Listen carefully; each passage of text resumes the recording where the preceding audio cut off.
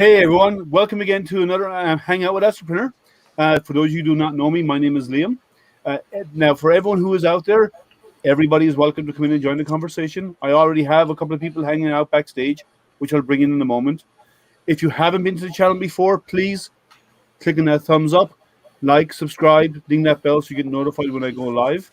I do regular unboxings. I do reviews of different products, and we talk 3D printers and overall makers on every Wednesday. So everyone's welcome to come and join in the conversation.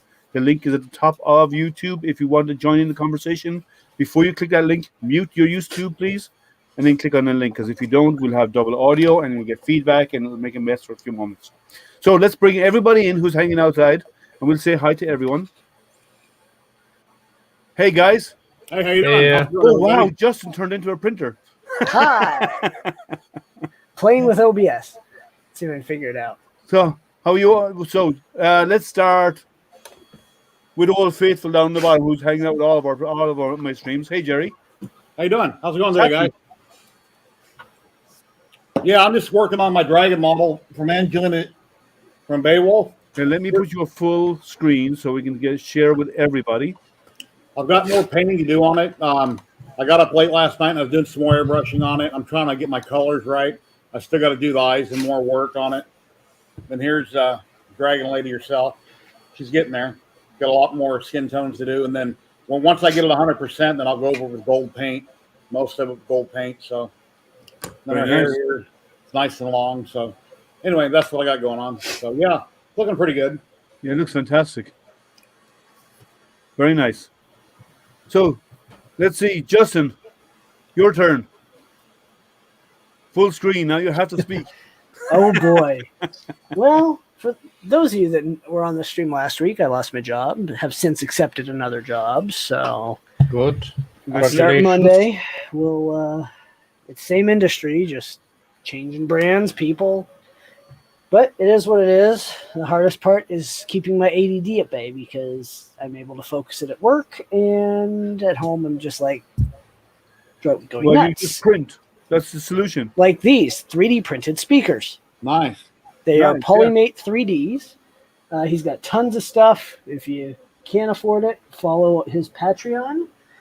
These actually work really well. I don't have something to plug them into, and I'm going to print a enclosure in the green ABS I won on Jerry's stream. So that'll be printing here tonight, and it's green on green. And I'll actually probably take them to work and use them. So very cool.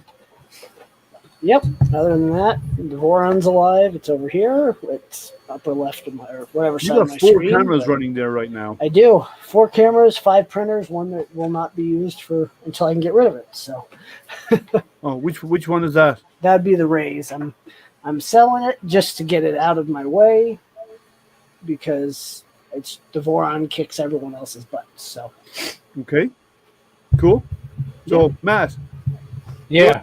What are you up to? I'm printing a whole bunch of monster cans. Hey, old curmudgeon. Hey, non-fam. Hey, non-fam. Monster cans. Are you going to fill them with something? Otherwise, what's the point? No. Yeah, I fill them with light. Okay, well, temporarily at least, anyway. Yeah. Till the light escapes. All right. Show us, yeah. For those who, most of you do know Matt, but Matt is our lithophane king. I have branded him that, whether he likes it or not. But he does so much lithophane. He does all lithophanes, I think. He started building a droid, but I'm not sure how far along he is. Yeah, I had to stop last week because I had a few difficulties, and because one of my printers is down, who normally I use for printing normal stuff, and it broke. So, and I had some family. Makers, how are you? So sorry, I tried to speed up, but my parts are coming from China, and it takes me like 6-8 weeks, or sometimes 3 months before I get my parts. Yeah, I can take time. So because I have to think about saving money, I can't. But I don't they have a warehouse in Europe where they can ship it to you from within Europe? Oh not wait, as far as I know. the UK is not part of the EU anymore, I know. so you have to deal with all those taxes and stuff of importation now. Yeah, that too. I bet the cost of living is getting expensive over there. Mm, Everything's well, going up yeah, everywhere. that. I'm Little not going to bit. get into the politics of it, but yeah, it's No, it's it's no. going to be hard on you guys. Yeah. Well, nothing I can do about. Yeah, well, it's true. So, I'll talk me since because everyone else is on their intro. I've been busy with. Oh, one more thing. Sure, Matt, go ahead. You can hear me better, aren't you? You got the new microphone. Yeah, you sure that was last week, didn't you? Or was that Oh. this one again? No, I think that Oh. was on Cherry's show. Yeah, think I Gary showed Street. Yeah, so Gary is my sound man. Perfect. yeah, I had He's my a few effects guy. donations for it, and I'm thankful for all the people who donated. And as a thankful, as me being thankful, I sent him an STL file for sending me quite a bit of money, and well, Those? that Nice. was. Yeah, I give him a little for it, an STL file, so he just needs to print it out. Cool. So I've been busy with the 10 log printer, as you probably saw. Some of you may You or may don't, you not. don't care. You don't care. Gary doesn't care because he clicked like and he never watched it. Thank you, Jared. So I got that review out last night. So I've been busy with that one for the last few days, getting prints done and so on. You know, it's a nice printer. It's actually, I've like, it's a really nice printer. And you know, they do all IDEX. I don't know if they do a non-IDEX machine. Right. I think that's all they do. So they're actually a good machine. I'm not just advertising for the sake of advertising them. You saw what I printed. Like those of you other than Jerry that actually watched that actually watched the review and have seen the quality that came out of it. It was actually really good, straight out of the box. You had to do the calibration like the X and Y offsets, but other than that, it's a nice printer. It prints really well. I was really happy with it. They have bigger. They do up to 600 by 600 by 600 on an IDEX. That's a big machine. I wonder how big the heated bed is on that big IDEX. That's the question. That costs a lot of electric. 'Cause usually Yeah. the heated beds aren't that big. Oh no! I'm guessing this one will be. It's huge. I mean, like 600 by 600 by 600 that's a massive printer. Yeah, So- I think on the S5 Creality, the heated bed is like 400 by 400. I don't think they had a 500 by 500. Really? Pretty sure. Oh. Even then, if the part is big enough to take over the whole bed, if you heat Most the of center of it. it, it's not going anywhere anyway. So Yeah. I would say tramming a bed that big is going to be difficult. You know, especially if it's rolled aluminum rather than cast.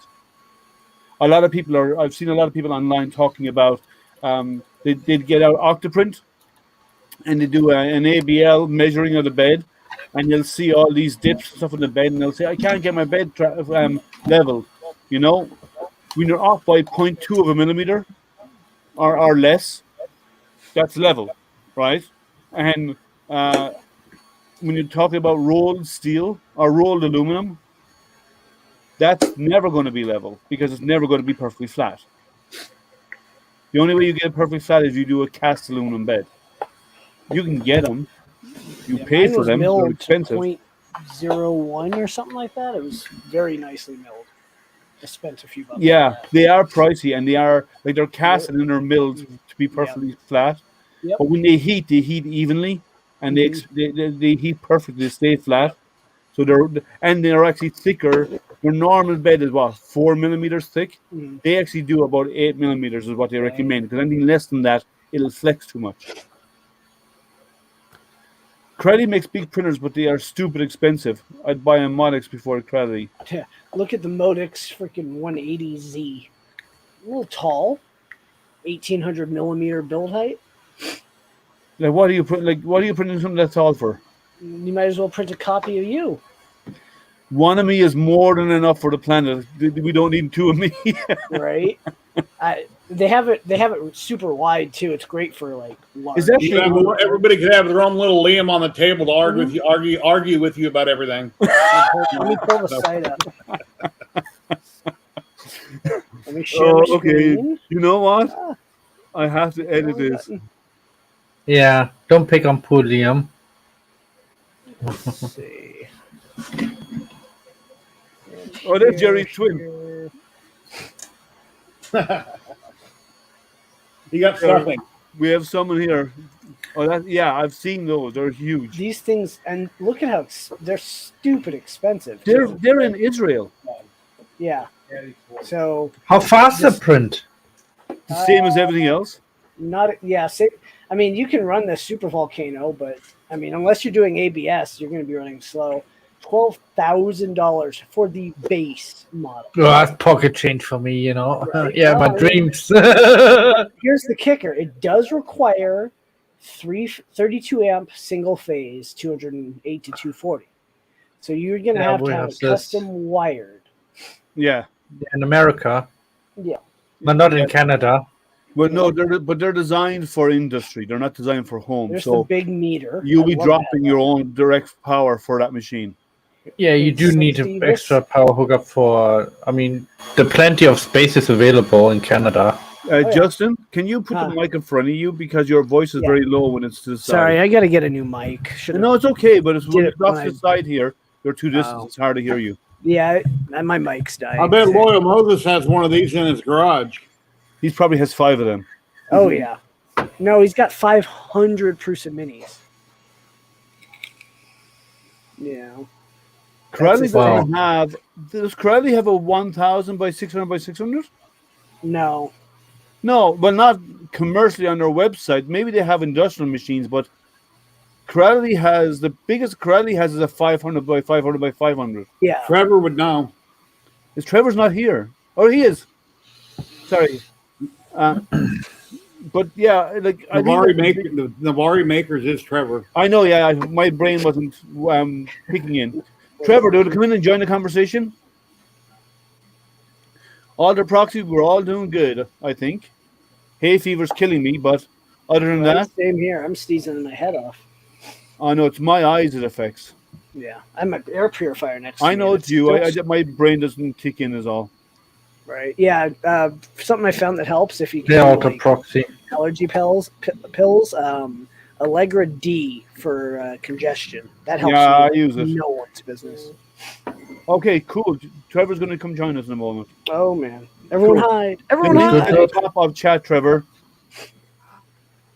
So the they're designed for heavy industry. They're not really designed for home use. But could you if you paid $25,000 to put one in your house, you'd probably have to get your electrical service to deliver a line to your home, because most homes can't take that load if that's how much draw it has.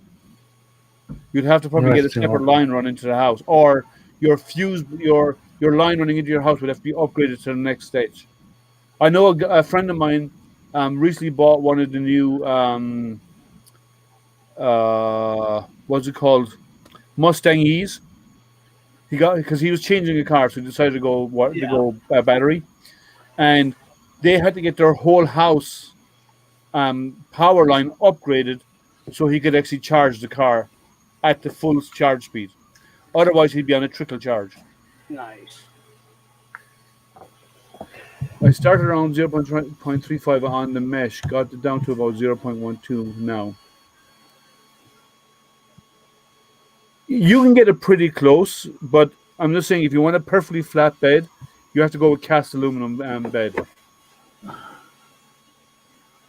How much are the cast aluminum? They're pricey, aren't they, Justin? The one I bought was like $200. I don't remember. Yeah. Mandela Roseworks. He does mostly Voron stuff, but he'll make anything. All your plates are aluminium? Sorry? Justin, Huh? do you have aluminum plates? No, I bought one for my Voron, but I didn't. Install it yet? It's installed. I mean, you can see it in the camera up there. It's Which it's one is an it? 8mm, is it? I'm looking. Hold on. I think they do 8mm. They don't go much less than that. Looking. But what they do is It's 6.35 millimeters, 5083 aluminum cast Who's tool. got the echo? Echo. Somebody sounds like they're in stadium. I'm with myself. Hold on a second. Just if it's me. I don't hear that. Huh. Maybe it's my brain. Let's see. It's you, Jerry. Could be. 1,000. So it's a 1 meter cube. I know some of the industrial guys who do industrial printers do them. I know IC3D do a 1 meter cubed, and I know JG Maker does, and Tenlog don't. There's a couple of the other industrial guys who've gone into home machines that makes really big machines that size. Jerry, he said he sent you a link on Facebook to the link to the Creality 1 meter cube machine. All right. So you hear the echo? I don't hear any echo. I don't know. I don't hear it anymore. Yeah, I don't hear it anymore either. Yeah, I hear a little bit. Yeah, there. Is it Matt? It's on your side. Yeah, I've got a headphone on, so it shouldn't be on. I just closed down everything. But there's something going on. You hear it anymore now, Justin? Nope. What I about don't you, hear it. Jerry? Speak up. Testing 1, 2, 3. Hello, hello. No, it's something on Matt's side that's causing it. It's okay. It's not that I didn't really notice. It's only when you speak, so it's okay. But yeah, share that link when you get the page up, Jerry. I want to see. I didn't know Creality offered a 1 meter cubed. Like if they're charging $23,000 for a 1 meter cube, you can build one for a fraction of that price. With 40/40 extrusion, you know. I've seen one that someone turned a bed frame into a 3D printer. I think this is the one Justin had up a minute ago. Let me share my What? screen. Oh, the Modex? Oh, the Modex, is it? Yeah, that's the Yeah, link. they've got a big meter. Modextreedy.com. They actually they've actually got a long one as well, which is something like 600 by 1,200 by 600, I think it is. Share that down there, and here's the link that he sent. Yeah, me. that's the Modex machine. Yeah, no, they actually do they do a stretch version as well. They're nice machines. He said, okay. Trevor says he can't find the video they sent him. He said what? He can't find the video they sent to him. Okay. But they're on YouTube, and they're big machines. This must take a month or something on 1 mil. Often heard store. Okay, lurk mode engaged. Okay, we'll see you when you get back. But yeah, I actually spoke with those guys. Here's Trevor. Hey, Trev. How's it going? But yeah, how are you? Let me put you up full screen so you can say hi to everybody. What are you up to? How's everybody? How's it going? My hair's a little bit nicer today. Put you up full screen so you can say hi to everybody. What are you up to? You got YouTube open. You got YouTube open. Another day. Full screen so you can say hi to everybody. YouTube. Another day. I muted you because you have YouTube open and we're getting feedback. You have somebody has YouTube open in the back end that's got a microphone open then. Yeah. Okay, let me unmute you. Let's see if it's still there now. Yeah, it seems to be gone. But now your video is paused. Your internet's bad still. Oh man, I can't win. The internet sucks. Oh, Jerry. So, how's business? All right. It's good. It's good. We did a lot of lasering today. A lot of engraving. Thank God you don't sell high-speed internet and did, cameras. Right? 3 silencers. Oh, you engraved some silencers, okay, on the rotary tool. No, I just put them in a vise and made them. Oh, I don't want to mess text with along the any lens or threads. something. What'd you put on it? Bye-bye? For all their weapons license, so they had to have name and address, stuff like that. So, we're finishing up now. No ashes. We were promised no ashes in it. I think that was about it today, for the most part. Some dominoes, finishing up that domino project. Yeah, that looked really good, actually. Yeah. So the Finishing up. cool. Hot. Our AC started making noise, so it's hot in here. We got 42 heat machines going in the room, so that definitely doesn't help. Right. Yeah, and it challenges your air conditioning. Yeah, no doubt. It really does. They put out a fair amount of heat, especially when you get 10 or 20 at once. You tell a difference. Yeah, I bet. Your laser job yet? Sorry? Your dowels? You finished those? Oh, I did a template, and I did them in a day and a half. Cool. That's the only way to do it on stuff like that. They're done. They're finished. But I won't have time to reach out to the guy and until maybe this weekend or early next week because I'm just buried with work. I'm so crazy busy. It's not funny anymore. He gave me a couple of weeks to do them. I got him done faster, but I won't get him out to him by then. There's no way. I'm just buried with work. A lot of work's a good thing, but man, it wears you out, doesn't it? It's a good thing when you're not overworked. 2V and 2.4, what, aluminum extrusion? I think so, yeah. I don't carry aluminum extrusions because Leslie is Isletech does. And if I have a customer that wants extrusions, I just order it on my next order. Man, they sell them so cheap. They're just not pre-drilled. That's the only downside. You have to drill and tap them yourself. But if you use L brackets and you use T-nuts, you don't need to drill it and tap it. Yeah. Hey, man, or maybe a good excuse to buy a little mini CNC machine, right? Mm-hmm.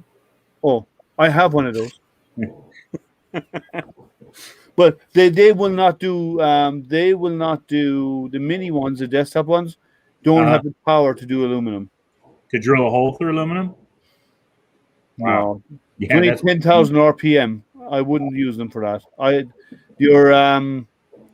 You need something with more torque than that. All right, Ricky, did you hear that? I gotta have a CNC machine, not a mini one. Oh, geez. You heard. I tried. Just like we need a 3D laser. Oh, yeah. I want a 3D laser, so now. But they're only 25K. Actually, I found one through my laser supplier. It's not technically 3D, but it has a motorized galvo head, and it's running Easy 3, which allows you to do similar stuff, and 10,000. So, I wonder. Here's an idea. They're talking about like non-planar 3D printing. Mm-hmm. I'm wondering if you take your existing 3D printer and put a stepper motor behind the print head and mount it on it. So your print head does this.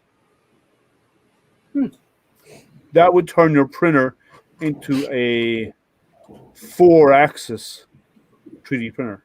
That'd be cool. Yeah, it would work for a small laser, maybe like a little Blu-ray, diode laser.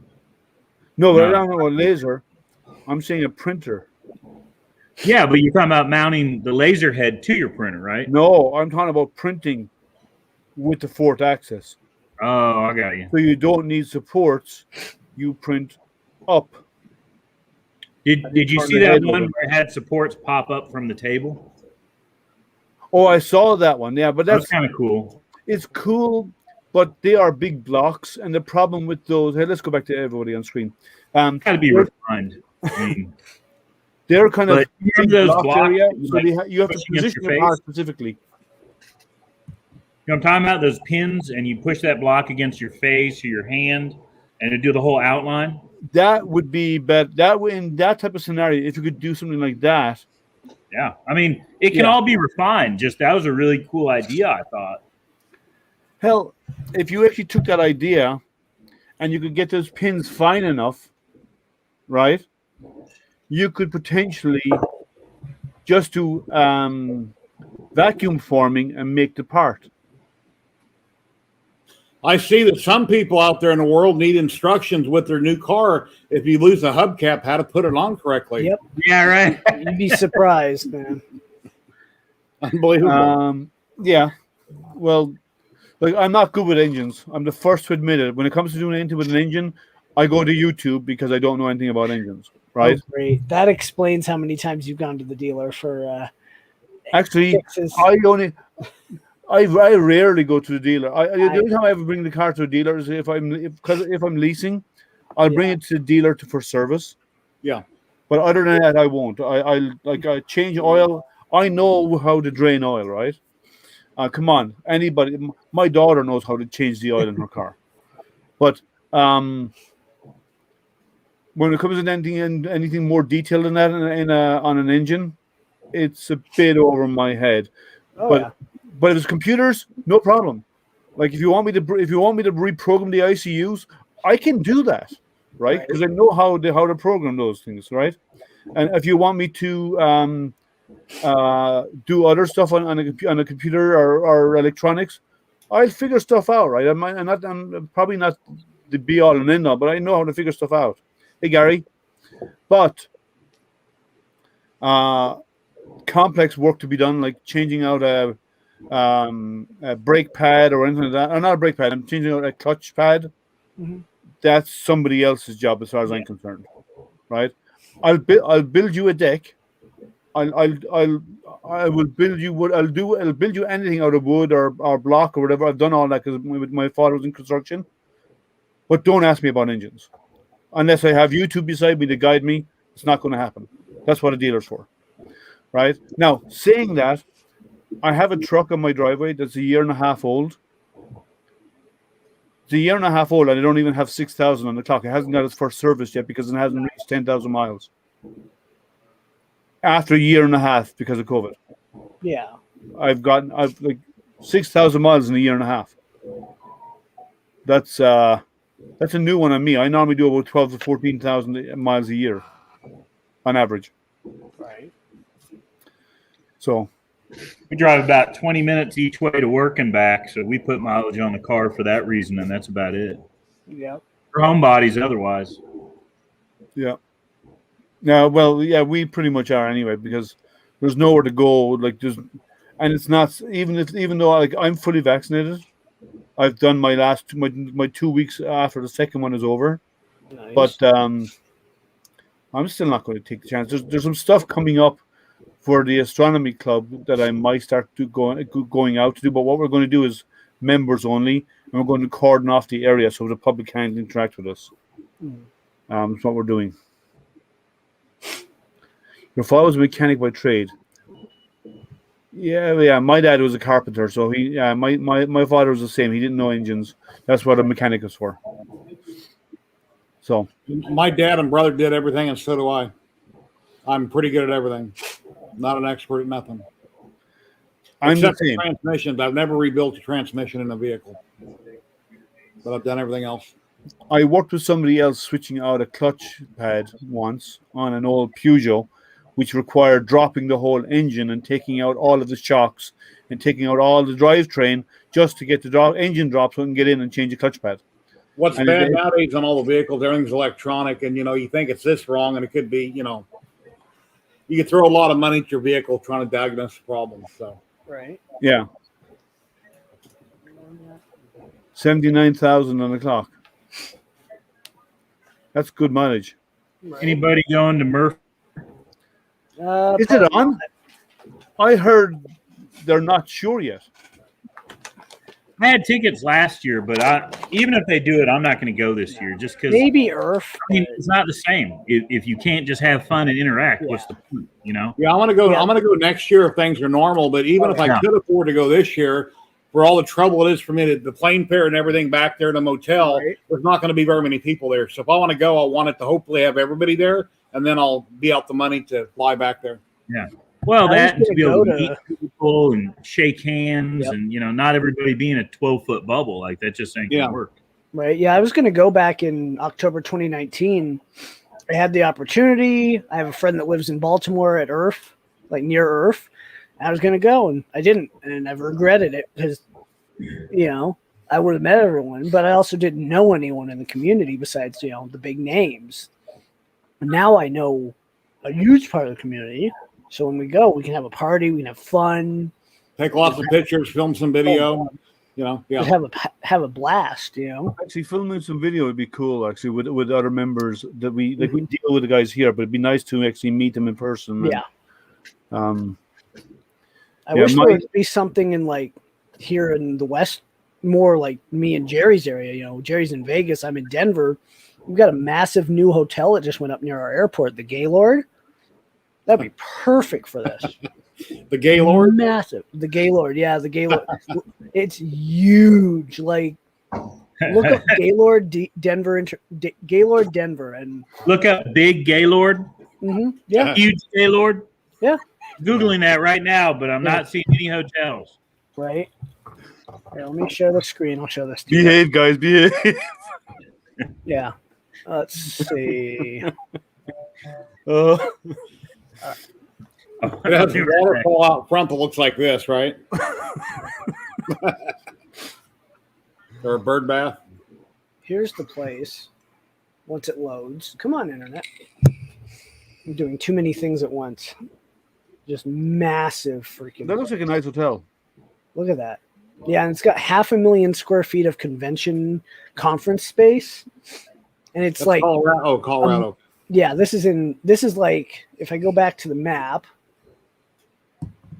Hold on. Well, that's why your film got there so quick. Texas is right below you, I believe. I know. So if you look at the map, here's our airport right here. And here's the Gaylord. So you're talking, maybe 3 miles. Zoom out further and show me Las Vegas. If that map will zoom out. Oh, okay, that's quite a distance. Yeah, that's a day and a half drive. It's not 2 days drive. Yeah, through mountains probably. Yeah, it's supposed to be beautiful there, though. There, how's that? And then flying. There you go. Flying is an hour's drive. It's an hour's flight. Yep. Hop, skip, and a jump, and you can do it for like $50, Jerry. I wish they would bring it over here. I'd drive to it. From they should change location. Wow. Yeah, let's see here. They should, but here, let me do a zoom from above. Oh, they don't have it in there yet. They haven't updated this. They have a shitty map. That's annoying. Yeah, but if you do street maps, it might be updated if there's drivers in your area.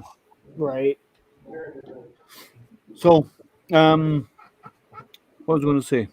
So, what do you think of that additional access on the 3D printer? There's a few 5-axis arms. If you look on YouTube, arms. I was thinking of doing it on a Cartesian, where your your nozzle actually pivots. Right. Well, they have them out there with multiple heads where it kind of rotates. You can do those. They have those today. I know. Yeah. And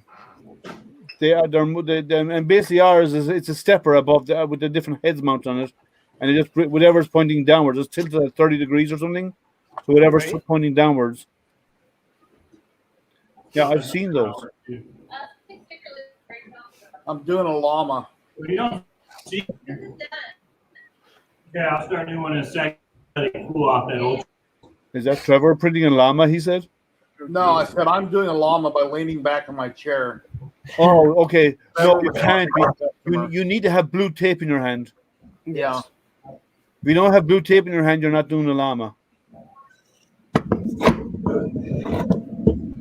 We're being moved. What's going on, Dum Dum? How you doing? Dum Dum's in the house. Oh, show the laser working.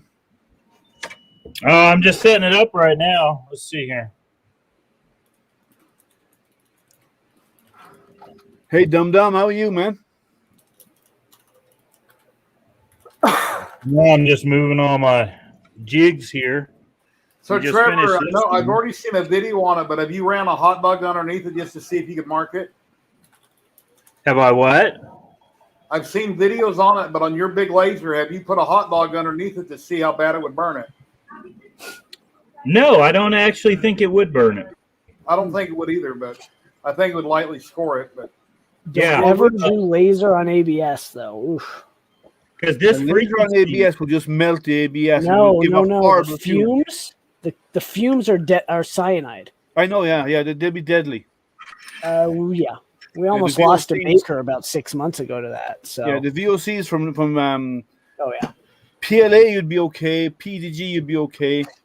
Anything above those like ABS or carbon fiber or PC and anything like that, they're not safe to laser engrave. Like, did you know you can't even laser engrave? You can't even laser cut acrylic. Acrylic gives off a gas that it's corrosive to your lungs and also to the laser and will damage the laser over time. be well vented because everybody cuts acrylic and lasers all the time. Plastic. Oh, sorry, not acrylic. Sorry,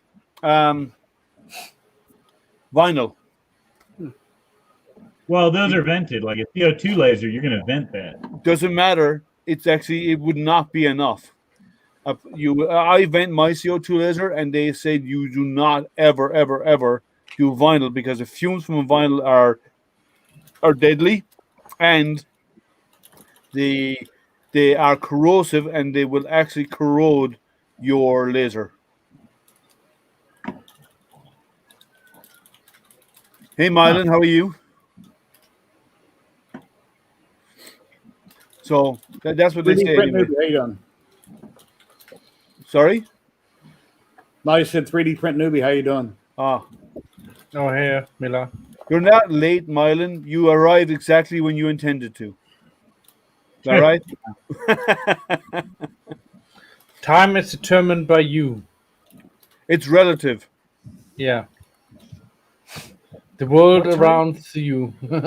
Say, Trust me, I know. the one at Makerspace, they cut acrylic all the time. Probably why it's broke so much. Maybe it is corrosive to your laser. Sorry, not acrylic. No, acrylic is okay. Vinyl. I made a mistake and I corrected it. It was actually vinyl. You never. Is this the rerun of 5 minutes ago? We already said this. Yeah, he's a bit behind. No, you. I'm You not repeated paying any yourself and then attention. you corrected yourself. I know. I'm reading what is the comment. Oh, okay. So what's funny is I know a lot of people that buy CO2 lasers to cut vinyl specifically. yeah, and yeah, you shouldn't. If you're doing thin vinyl, you're better off with a cricket cutter or something like that Yeah, true. because they're designed for that. That's exactly what they're ideal for it.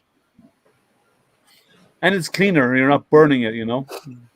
Less chance of fire in your home.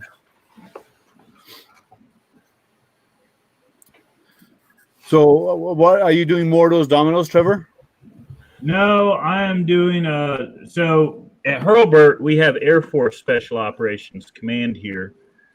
So Air Force Special Ops. And then we have the Army resin Intel guys here. So I'm doing an engraving for one of the Army Special Rangers. We do a lot for them actually. Cool. Yeah. Do you do their tags, or do the keys still go with the stamped tags? Oh no. I'm talking like when somebody's retiring and they want to do something nice, Oh, plaques have and them stuff. put this on their stuff, like a cup or an award or a trophy. This guy has a motorcycle apparently at the Harley store, and they stole his gas cap. So I'm gonna engrave the gas cap with their logo. Oh, cool. Yeah.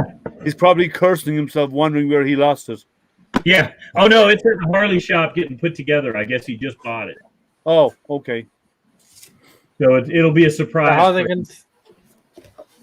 can steal his gas cap? They went to the dealer, and the dealer they explained stuff, and the dealer probably agreed to loan him the gas cap while they get it engraved. Yeah, I mean they are special forces, so they just explain one way or the other. His language or their language.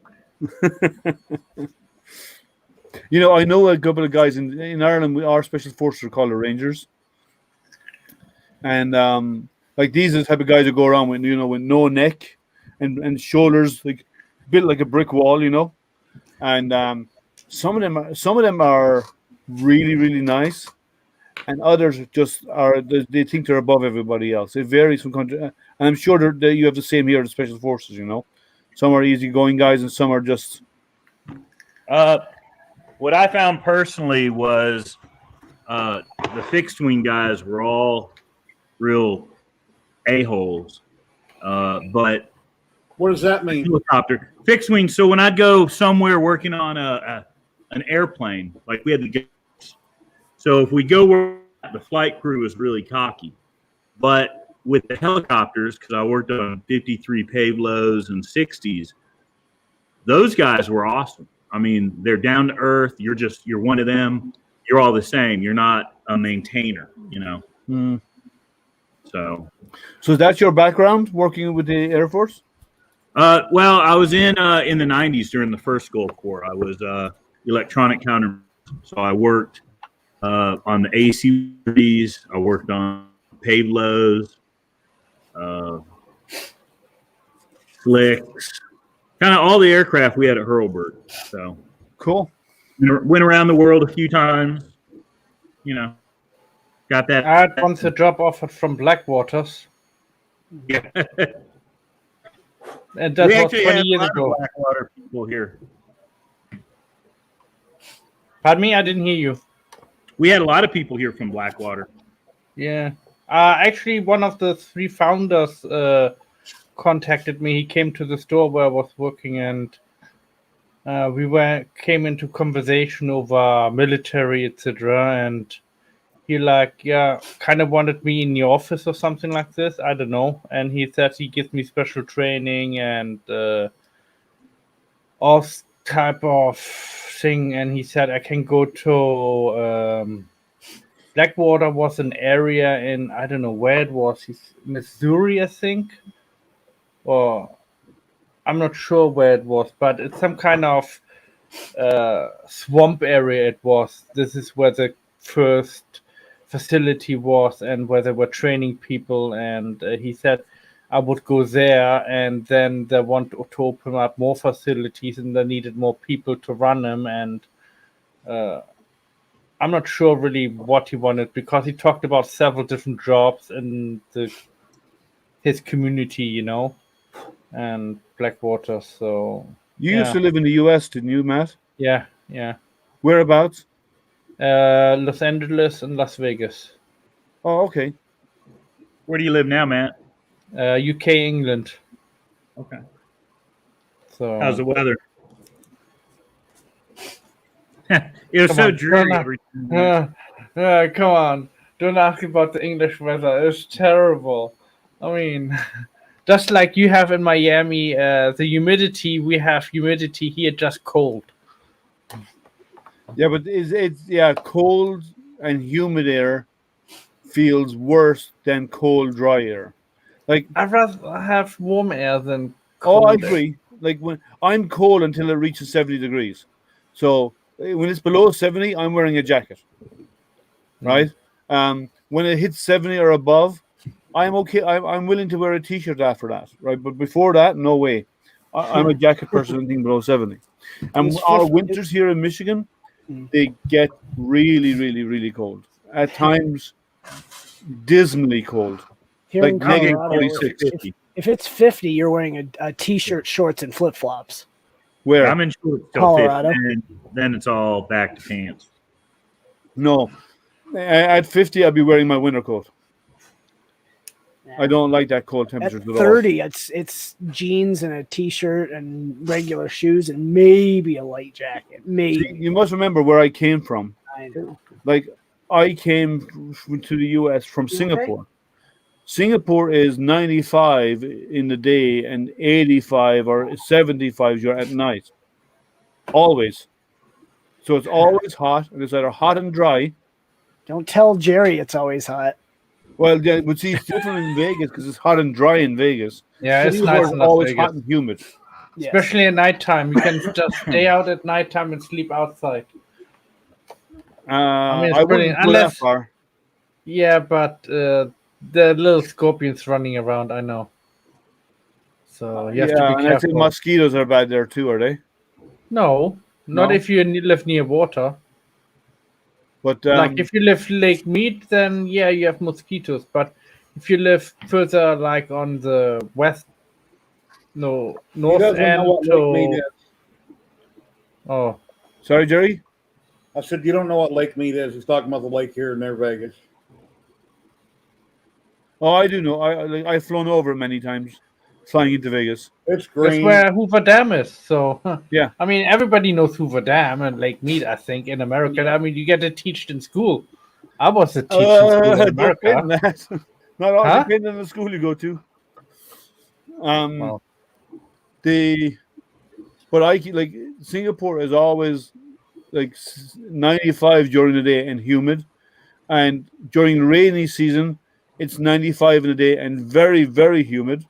Because it's an island surrounded by ocean, right? The Indian Ocean so it's water surrounded. So it's always hot. It's always humid. But I loved it there.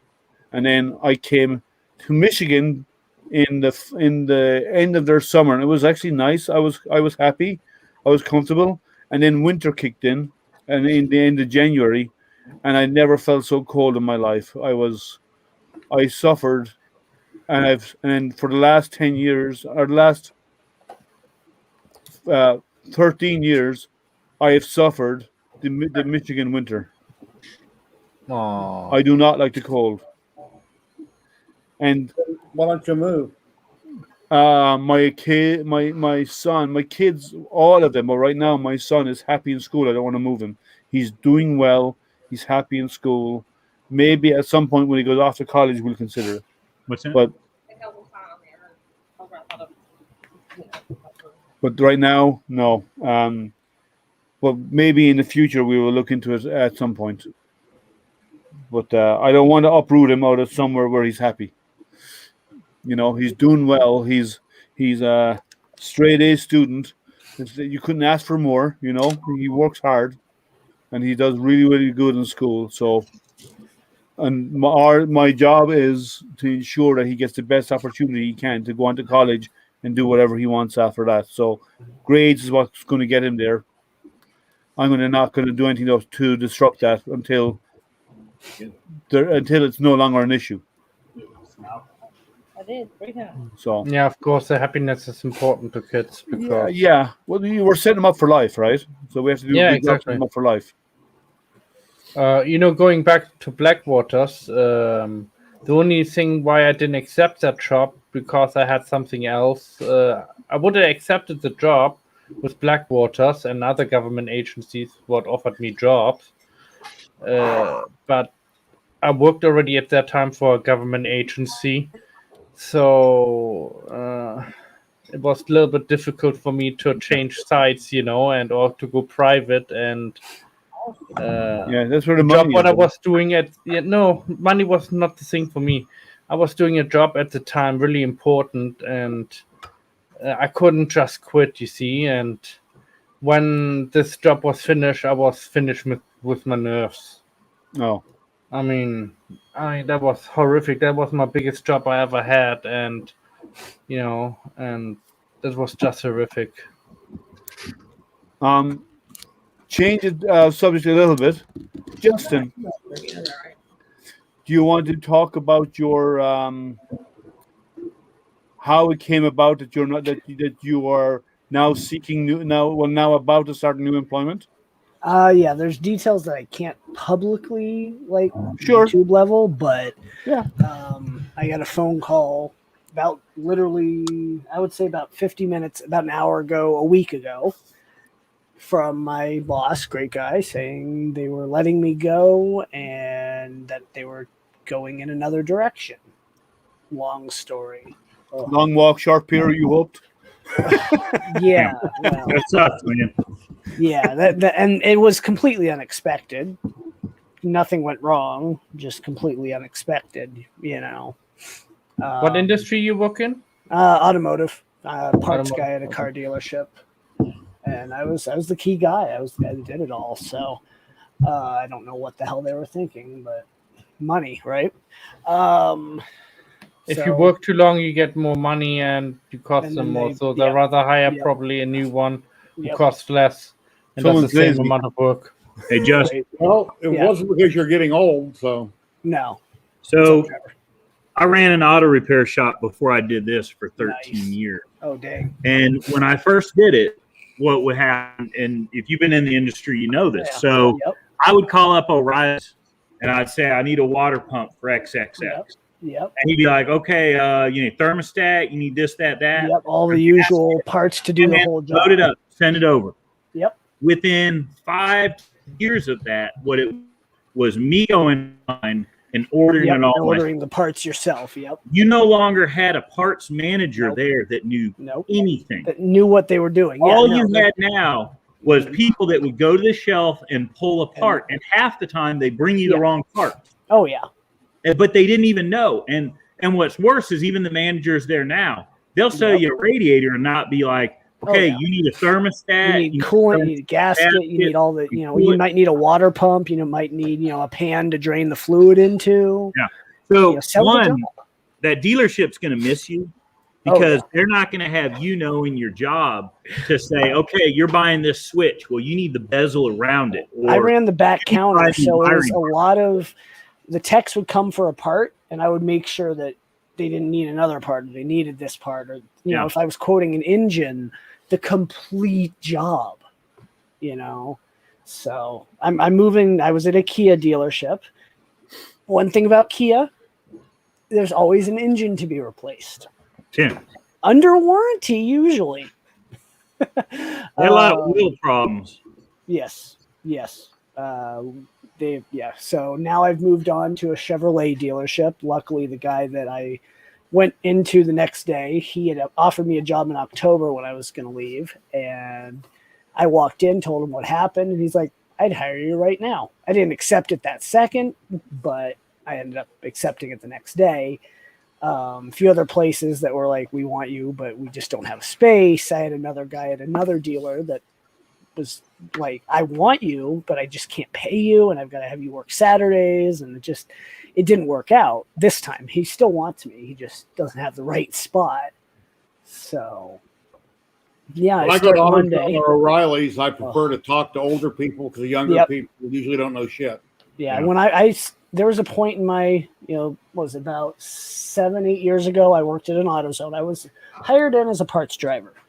My commercial manager, who I still know is a complete moron, doesn't care to help. Someone calls, I need this weird part. He wouldn't look. He'd say, nope, we don't have it. And I'd be like, hold on. What do they need? I'd find it, call them back, sell the part. So I would come back from half an hour, 45-minute drive, and have a line of 10 customers waiting for me. And they would wait. So Well, Yeah, because you provided a service but nobody else did. yep. And I know my stuff. I went to school 10 years ago. I have a degree to do it. Automotive repair. I chose to get into parts because I don't like getting my hands dirty. Which, Trevor can understand that. And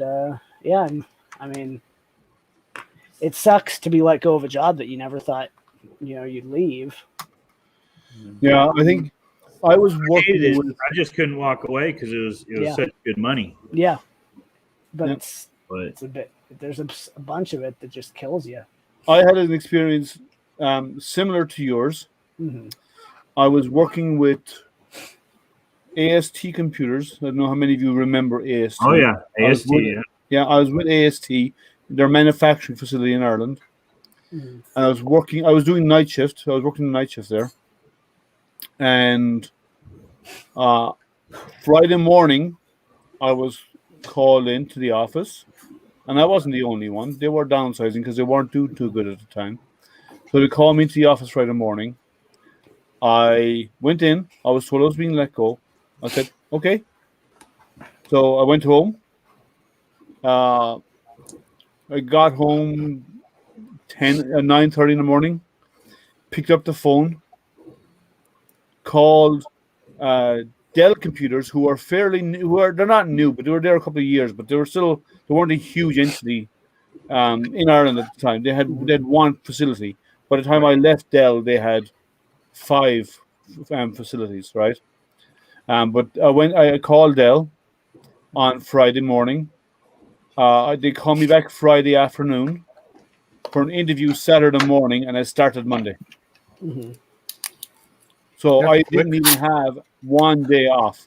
I finished Friday and I started the following Monday, straight from one job to the next. That's not bad. Yeah, that was, and there was a period before I was with AST. I had a short period of unemployment, but not a huge amount.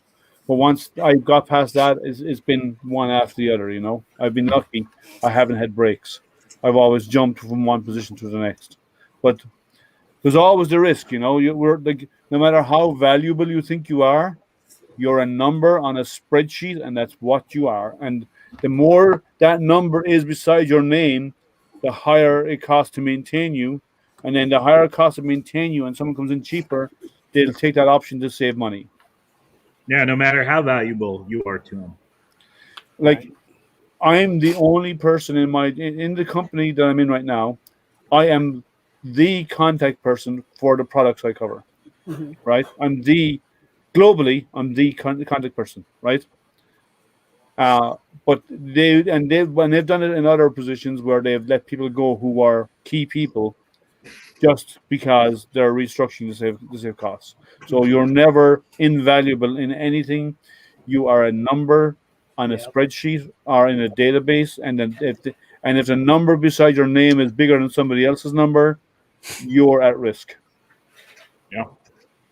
It's sad. There's no more job security anymore, like Nope. our parents' generation. Yeah. I'm not sure what you're saying, you weren't for 22 years. Yeah.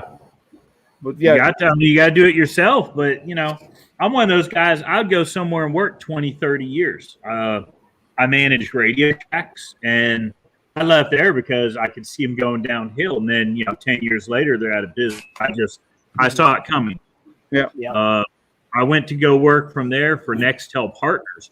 Best company I ever worked for. I mean, man, it's hard, but they treat good. I'm talking, I was making $10 bonuses. I had a $5,000 a month credit card expense account. No questions asked. I could take my employees out to eat for saying good job, buying drinks. Nobody cared. Right. We would go golfing every other week as managers. We'd drink it up. Everything covered by the company. They treated us good. And then they were forced to sell out to Sprint because the government wanted the spectrum from Nextel. And man, that sucked. That was the best company ever. And just, these companies, though, the product you said, they just don't, there's no loyalty, Well, not anymore. They used to be. Yep. Managers who like good staff would want to keep them there, But now management often don't have the choice. Because in sales, people don't go on relationships anymore. People will throw a 5 or 10 year relationship business wise out the window to save $1,000, and that's the problem. Used to not be like that.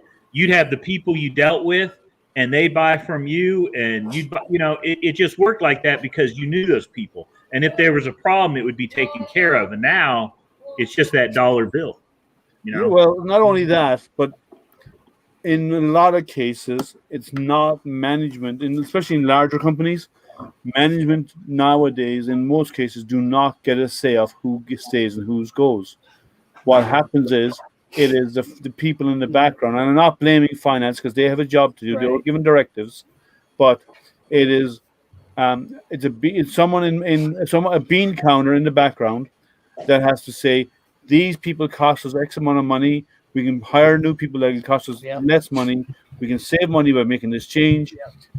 This is, and we do so much per department, and to cut off the cream off the top, Yeah, the amount of money I saved that place, like over 3 years, I was the weird parts guy. If I could find something cheaper, I would, and I'd save the money, and I'd make sure they knew it. So, for them to get rid of me over money, it's like, well, that's what it is, though. I should have tracked every dime through all 3 years. I should have tracked every time I saved them $50, $20, $500, $1,000, and at the end been like, it doesn't matter. It doesn't matter what you've done. It doesn't matter what you're doing. What matters is how much you cost. They need to have some kind of law where it works both ways. Yeah. Oh yeah.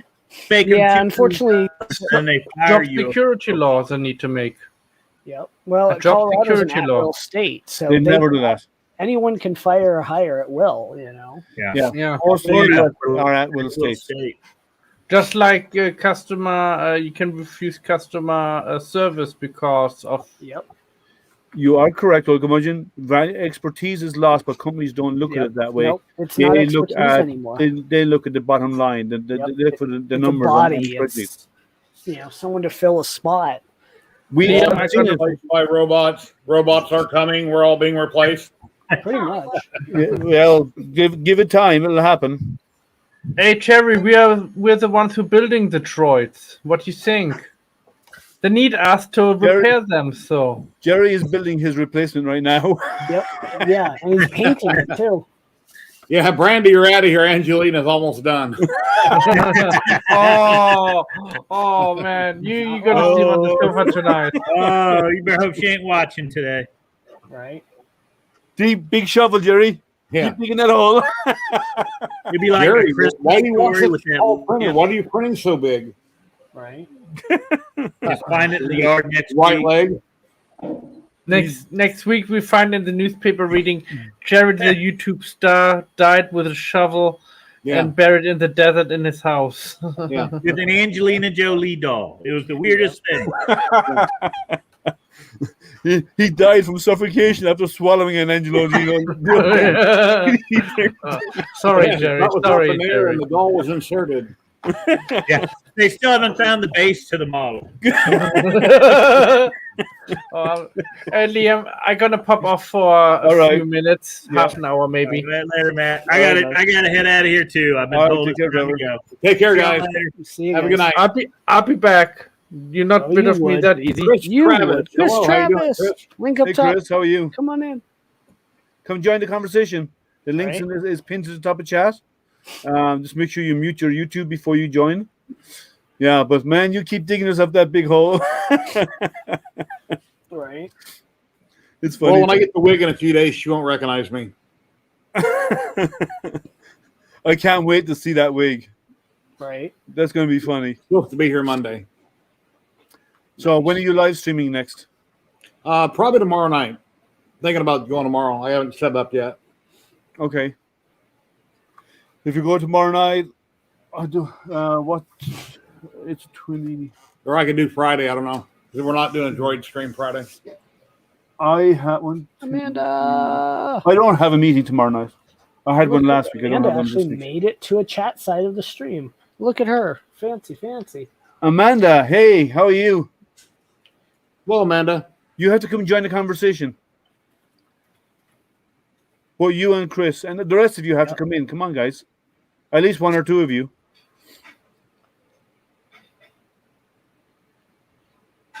Look who it is. Yeah, I keep giving her a hard time on Facebook.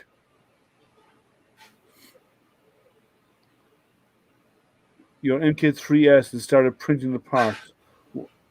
Cool. So what are you going to do to it?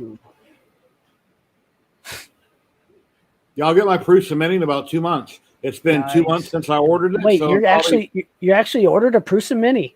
I'm The proud of kit, you, yeah. Jerry. I ordered the kit to save $50, but they said it takes 16 weeks Yeah, to get it. it's longer. For some reason, it's longer. It's a marketing ploy. If you guys want to save $50, we're going to make you wait 3 times as long. Yeah. Which Well, I makes mean, no sense. it's not like you're hurting for printers. No. No, I'm proud of you, though. Getting the kit is like I'm going to do. This will be my first live stream. I'll pull somebody in to keep me busy and keep Just chat get Loyal going. Moses or Dan in on there. He'll help you. So, yeah, have somebody pop in and talk to everybody while I build it for a couple hours. Yep. Oh, here comes trouble. Oh, Hey, God. what's going on, buddy? Everyone run. Llama's here. How are you, Tom? What's up? You When look do like you you've been start out your in the new garage job, working. Justin? Huh? When do you start your new job? Monday. Cool. So did you ever get your CNC built? No, it's on fire. You see that fire out his back window? No. Yeah, it's built. Can't run it though. It's not working? It works. Oh no, Lamon's here. I'm out. I didn't. I already had the Dewalt 611 router. I use the Dewalt 611 router. It's a popular router. When you do construction, Jerry's probably got one if he did any kind of trim work. It's what we used. Back in the day, you had a Bosch, a Porta cable, and when they went and came out with the little compact ones, the 611 or the Porta cable version were the kings. I had the 611, so I'm like, why am I going to spend $200 for something I already have? Come to find out, it comes with a special collet when you buy it from the router thing for the end mills. End mills aren't the same as a router bit. They're similar, but they're not the same. Did it come with a diameters spindle? and crap. Did it come with a spindle? You're supposed to use an aftermarket better router. Yeah, It's a good but idea. it's the same router. It's a DeWalt DWP 611. It's the same exact router. It just got a different collet on the bottom. Okay. The actual collets are different. You can't get them. What type of collet is it? It's a DeWalt 611 collet. Oh, they made normally have a for- number on them, like made an for ER11 end or. Huh? Normally, collets will have a number, like an ER11 or something like that, a model number like It's that. not. No, that's the problem. It's the DeWalt 611 collet. It's a standard. It's not a standard size. It's not an You can't ER11. order It's that. not an ER16. It's not an ER20. It's a DeWalt 611 collet. So you can't order the collet only? Yeah, you can. I ordered 3 of them. Okay. I'm hoping one of them will show up within the next month. What are they? Are they quarter-inch shaft or what is it? Half-inch shaft? What? No, it's the DeWalt 611. That's No, the you thing. no, It's you're not- you're- not a standard size like any other router. It's a palm router. That's the Yeah, problem. but I mean the cutting tools. Are they quarter-inch or half-inch? They're 1/8 inch mostly, but Oh, they're you're actually using not 1/8 even inch, 1/8 okay. inch. They're like 6.25 millimeter. Yeah, Which I is the have some of those. I whole also problem. have quarters for my desktop CNC. Huh? I have I bought I have for my desktop CNC, my small desktop. I Yeah. also have quarter-inch shaft collets to allow me to run a quarter-inch shaft on that machine. Yeah, but they aren't balanced or some crap. I don't know. They don't like you using it. No, it works. I great. made it I've used it. It work. works fantastic. By using, you know what this thing is? This is not a CNC bit, and it actually works pretty well. Come on, Jerry, you should know what this is. Let's see it. The Roto zip bit for knocking out sheetrock. Show me up close. It's a Roto zip bit. It's the same thing. It's similar. It's like an end mill. It's like a flat end mill, or is that It's similar to an end mill, yeah. The blades aren't the same though. The angle of attack is different and stuff than you normally would use, but they work. I have gotten it to run off of this. The problem is I ordered some ER11s because everyone was saying it's a similar size as the DeWalt. Tried to make the ER11 work. Dumped my DeWalt collet. So now I can't even run this because the stock DeWalt collet is screwed. You're not having any luck with it. No, not having. But the it looks best like it's luck. really good, sturdy machine, though. It Once you get it working. is. Yeah, there you go. Nice with the sound effects there, Jerry. But this looks like a good, sturdy machine. It is sturdy. It's for a wheeled unit. I mean, it's got the wheels. It doesn't have linear rails and stuff. It's beefy. The thing is like, seriously beefy. Is it using it like I am assuming it's using like a screw on the axis rather than not belts, right? Yeah. Okay. It is. They have a screw version of that. It's based on there's a open source version of it, and everybody has taken it and done their own. The open source version is belt driven. The Worker B, which is the open source, kind of like Voron is in 3D printers. Yeah. You know, and everyone's copying it. Everyone's using it as a basis for their own machine. That is belt driven. But you can always switch out the belts for screws.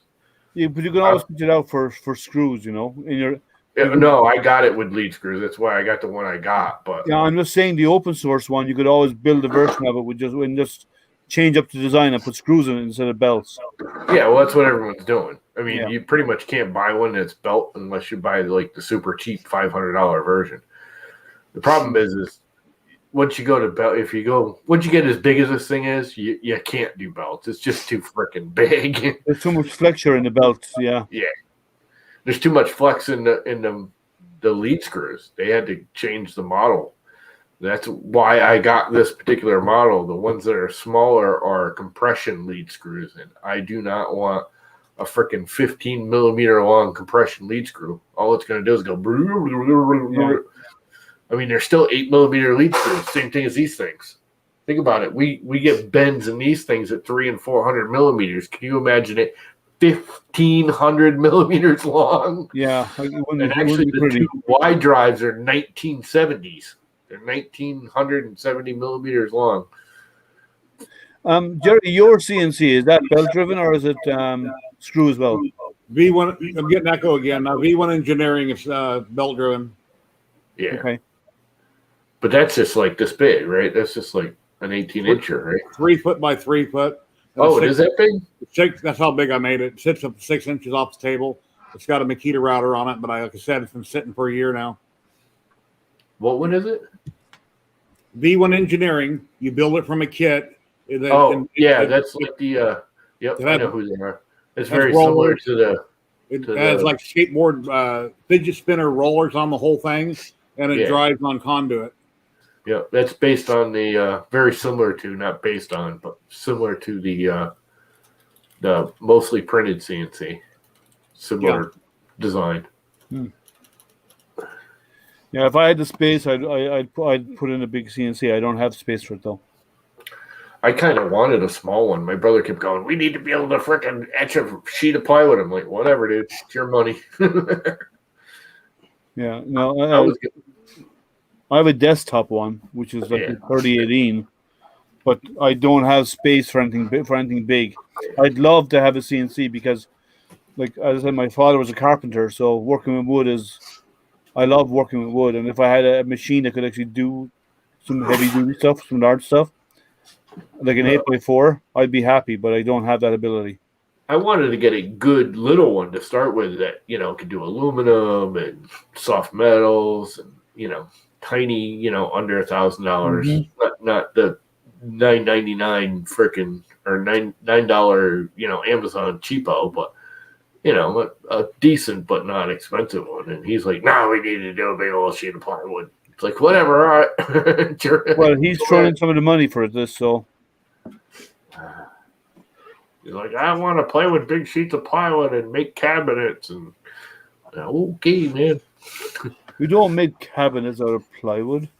Yeah, you do. Well, the framing of it, but you don't make the doors out of plywood where you're going to be using it. Actually, a lot you do make a lot of the door out of plywood if you want a good door. Your center panel is usually plywood if you got a raised panel or something. That's not how we made them. What? We made them all. We did them all out of solid wood. Yeah, a floating panel. center panels for kitchen units and stuff. Yeah, Yep. if you do a floating panel door, the center panel should be plywood. If it's a floating center panel, you should do it out of plywood. More stable. Unless you're doing like a fancy design and stuff, then you really can't do it in plywood. That's what my dad always did. He always did the creative stuff. He was working on a location where they were. It was an old nunnery. Yeah. And they closed down the nunneries and they were turning it into a hotel. The guy who bought it turning it into a hotel. And at the end of the stairs came down. It was a beautiful oak staircase.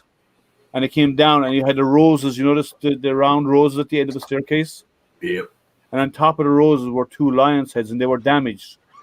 So they were just going to cut them off and put on new roses. So my dad was not having that. So he cut them off and took them home. And he was working there for months and months and months on this setup. And on the last week, before they actually opened the doors, my dad turned up and had recarved at home by hand replacement lion heads and actually set them in place on the end of the staircase. And that finalized the staircase. He said it wouldn't have looked right without him. So he actually hand carved them to put them in place.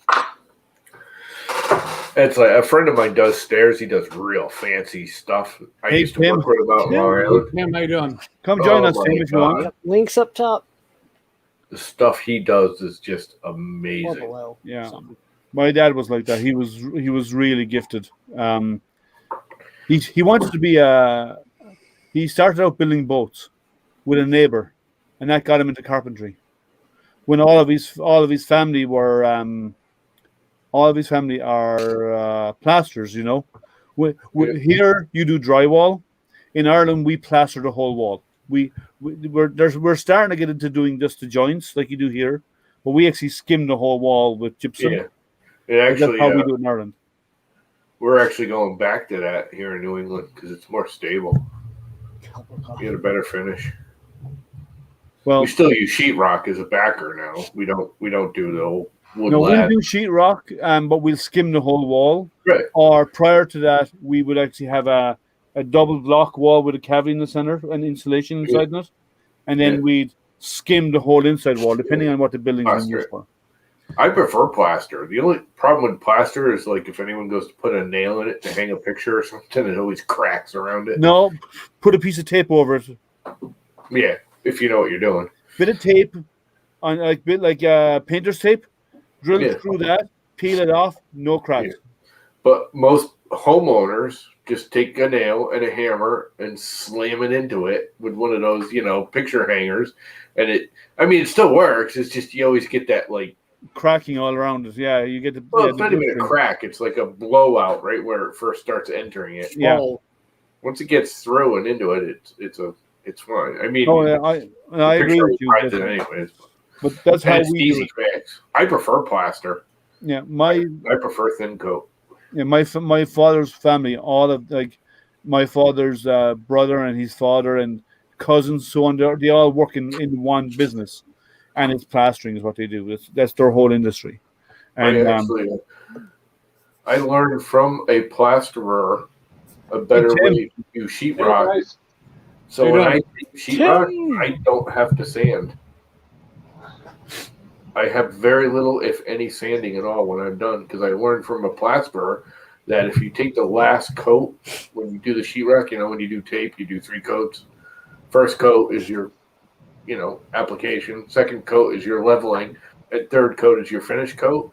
Most people put the third coat on kind of thick and then sand it back. This guy taught me you put your second coat on a little thick, put your third coat on, and water the mud down. So when you stroke the blade across it, you're taking off as much as you're putting back on. And you'll get a glass smooth coat. The only problem some people see with it is it becomes so smooth it stands out from the sheetrock. Everybody out here uses a texture gun. They texture the whole house, paint it, and you're done. You don't see any imperfections on a flat wall. Everything has been sprayed to the hopper. Buy some curtains. I like my freaking blankets and towels. I had to leave it up to my At least they're the same style of towel. That's funny. they're two different color towels, but they're same style. They've been up there like 10 years. That's only been here. The blanket's only been here a Okay, couple of years. I don't know if I want to ask the next I actually question. had a curtain there, and You shouldn't I have to, but I'm going to, and I'm probably going to regret this. do it. You said they've been up there for 10 years. yeah. Have they been washed in that 10-year time? yes, they have been No, I washed. doubt that. Okay, I had to ask the questions. I'm sorry. And actually, you want to get really funny. What you don't know is those two towels have been there 10 years. They're probably older than you are. I had those in college. Sorry? I had those in college. Well, I'm turning 51. Oh, I got those in like 85. Oh, no. Well, no, because they're definitely not older than I am. Yeah, I keep forgetting you're almost as old as we are. Because Jerry's older than I am. I'm just more handsome than you are.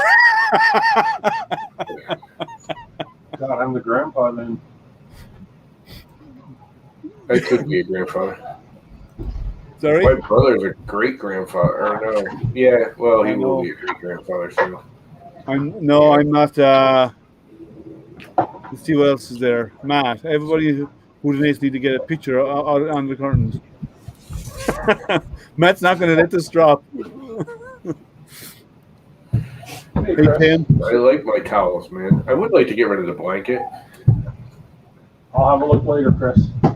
but the blanket works so well. Yeah, Right? It just works better than curtains. it looks like I think Tim is working on his Droid. He's just hiding it from the camera. No, I am. I'm tidying up the inside, and then I'm also starting to print some pieces for the next one. But I'm also at the same time where did it go? I kind of set up my studio, this one, for my Sunday's broadcast. I just set up the camera for the workbench there, so I need to do a bit more work on that. So yeah. Yeah. Hey, and then Mr. I'm Viking, how are you? Got to sell 4 printers. Viking! Deserted them on Discord, did you, Viking? But On the Discord, hanging out, playing video games. I'm thinking I'm not going to get my big printer, so I'm going to have to split up the Droid and print it smaller. No. I was hoping to avoid having to split it up and print it smaller. You poor thing. Yeah, I know. I'm sad for me too. I mean, I am selling a Raise 3D. That's not the Raise 3D is smaller than anything else I have. What's your No. build size on the Raise 3D? No, I don't have a Raise 3D, but No, on yours. I have 450 by 450 Oh, by okay. 500. That's why. And I've that's heightened only that one a of bit. my printers. Most of my printers are 300 by 300 by 300 Yeah. or more. I'm about to start a print on the Voron, so might as well you guys watch it do things. I hope you're Fusion, not gaming. No gaming tonight. Okay. You want to make my my screen the main side screen or whatever? Sure. Yeah. Sorry for the mess. That's the Absolute Voron? disaster. Yeah, that's the Voron. What build plate is that? Huh? What build plate? 350. MN laser cutting. 350. Well, it's like 360, but close. No, enough. whose build plate? MN laser cutting. Okay. Or no, Mandala Roseworks. Sorry. With a BD 3D custom magnet and plate. MGN 12 X-axis single rail, which is very nice. A Bondtech Why no LGX. Capricorn or top tube? Why do you got YPTF? Because Capricorn, I have some, and for some reason, it's just too tight for most of the filament I'm using. Yeah. It's a long run. I mean, I'm probably running anywhere from 1,200 to 1,500 millimeters of Capricorn. I mean, I'm running 1.5 meters of Capricorn, so through 2 Bowden adapters. Why didn't you go direct? It is. It is. Oh, so It you is. just got what you need in? Just to run the filament comes through the rear filter. then it There's a doesn't filter matter. in the back. Then it doesn't No, matter. it's not. actually better if it's loose. Yeah. And then the Bondtech LGX right there on top.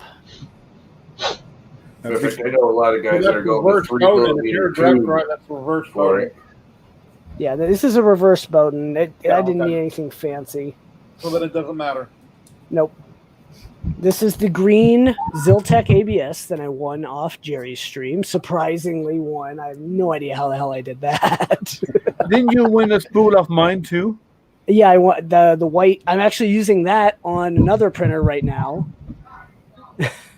for a prototype for a friend. So Jerry, What did I just see that was selling ABS for $10 a roll? I know.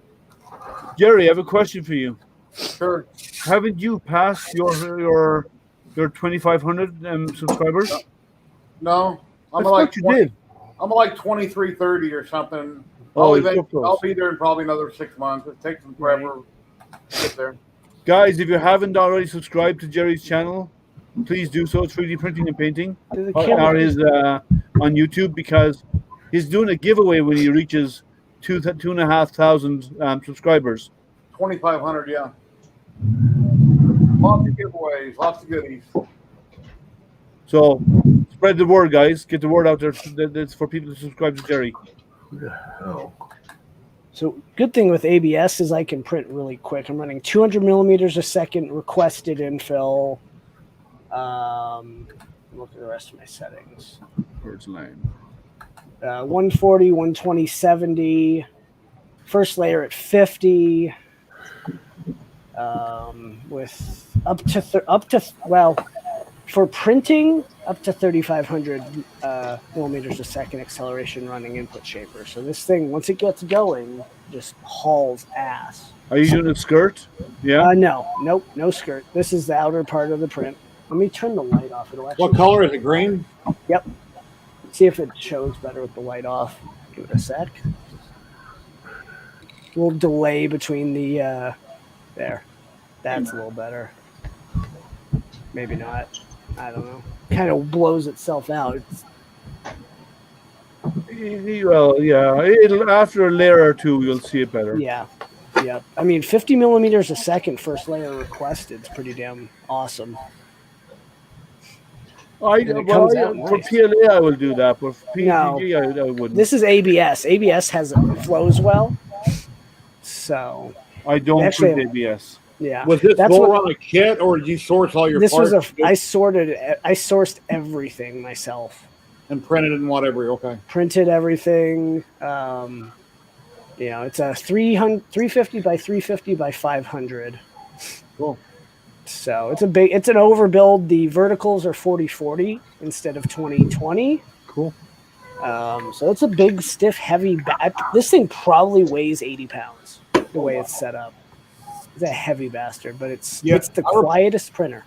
My Core XY from Ziltech, 400 by 400 by 500, I replaced the belts from printed solid. Not the belts, the pulleys. The belts I couldn't afford, and I got a squeak, and I don't know where the squeak's coming from. Oh, no. While it's printing. It prints fine, but I got a squeak coming from somewhere. Right. It's either the belt rubbing or one of the pulleys, the bearings are not great. We're going to get through that first layer in a bit. Better with the light on. All right. Jerry, you can get, is it the constant noise? The squeaking? Yeah, squeak kind of comes and goes. All right. I rolled my linear bearings. I put PTFE lube on the when it's moving, and it's got all new pulleys on it. Mm-hmm. So I don't know where the problem's coming from. The only thing what I can advise you is go to a sound man and try to get the police uses this too to triangulate where this gunshot comes from. It's like a little device like this big. You hold it in your hand and it basically picks up any sound and it can triangulate where the sound coming from and tells you the position of the sound, where it's coming from. Yeah, so you should be 3 points of reference for that. Yeah, it have this an antenna, like 3-point antenna. I believe. Yeah, no. You with close proximity like that, you can't get direction because it's too narrow a field. You need to have a large, narrow field because you need to have a wide angle. So you need to have multiples of them set up in I'm talking about short range, not long range. Oh, I okay. can go out Even in the then, I garage think it'd be and get my questionable. But okay. stethoscope that I use on my engine. I can just probe the different rods and try to figure out which one's louder than another, possibly too. Because you can rent them for like 10 or 20 quid a day, I think, the sound equipment. So it's just an idea if you don't know where the sound coming from. Hi there. Yeah, that might work. No. It should be. It's about halfway, a little over halfway done with the first layer. So when it gets that second layer, it's just going to tear. That looks like the Louis Vuitton L. Huh? Oh, you sure? Okay, it looks like the Louis Vuitton L. Yeah. So, are any of you guys ever I know, planning to build a full-size droid? Not at this time, no. Okay, I love you. I love you. There's Like some a droids Jim. on YouTube I wish I owned that could walk and talk, and I kind of wish I was alive 200 or 300 years from now. Why? Then I wouldn't have to feed another human. I could just put for recharge for my partner. Oh. We're going to have to 3D print a shovel and send it to Jerry. Hey, Tim. Huh? You never tell us you love us. Yeah. Yeah, Oh, we're why- jealous. Was on the whole time. And you Was never my tell us you microphone love us. on? You're hurt. Yeah, it was the whole time. Oh, crap. I thought I muted myself. Well, you just got to hot glue that button to mute it, and you'll be okay. Oh, okay. He's got the hot glue ready. I mean, why not? Next time. That's funny. I'm feeling a little quackier today. Sorry? Quacky. I'm feeling a little quacky. Well, okay, tell you what. Since I am the quack here, I'll go under the quack, and you're all open Okay. now. Yeah, So a few who weeks pulled ago. the ABS. Go ahead, Jerry. No, Mama was talking about the ABS. Oh, Because there's a weird site I found that sells CNC parts that I was looking for, and they got $10 or $11 rolls of ABS right now. It's on sale. Anyway, share the link in the private chat, and we can let people look into it. oh, I just put it on the regular chat here. Probably didn't go through, did it? Because I'm not a moderator here. No, if you and I'm not on. Yeah, better off pasting it into private. They have ABS for I think it's $10.95, so $11 a roll. Just No, I'll pretty paste cheap. in the regular chat so anybody can look into it. And do you have YouTube on your screen, Liam? No. Okay. Why? Because if you had YouTube running on your screen, the chat, you can go next to anybody's comment. There's 3 dots. You can mod them that quick. Mm-hmm. Yeah, I normally close it down because I don't want the feedback, but I can. Well, if you mute it, you don't get the feedback. I always have YouTube chat open. That way I can see it come in live, not 25, 30 seconds later on StreamYard. Yeah. Let's see. Hey, Lama, I'm sorry about the reference earlier. I was joking, you know, with the curtains. You're Oh, not I don't give a posting there, shit. Jerry, anyway. I don't see you posting anything out there. Doesn't bother me at all, dude. He's ghetto. Yeah, I know, He I know. doesn't care if anybody doesn't like it. Hey, I know how he feels because I did the same thing when I moved in my home till somebody gave me some curtains. I hand out so much crap. If I couldn't take freaking someone picking on me, I would just be an upset, freaking stroked out old man. Exactly. And that's different from what? I pick on people so bad, and I just nothing that just goes right by me. I don't care. But curmudgeon, or sorry, not curmudgeon, Tom, that's different from when? What? You said if you let it get to you, you'd be a freaked out old man. I said, and that's different from when? No.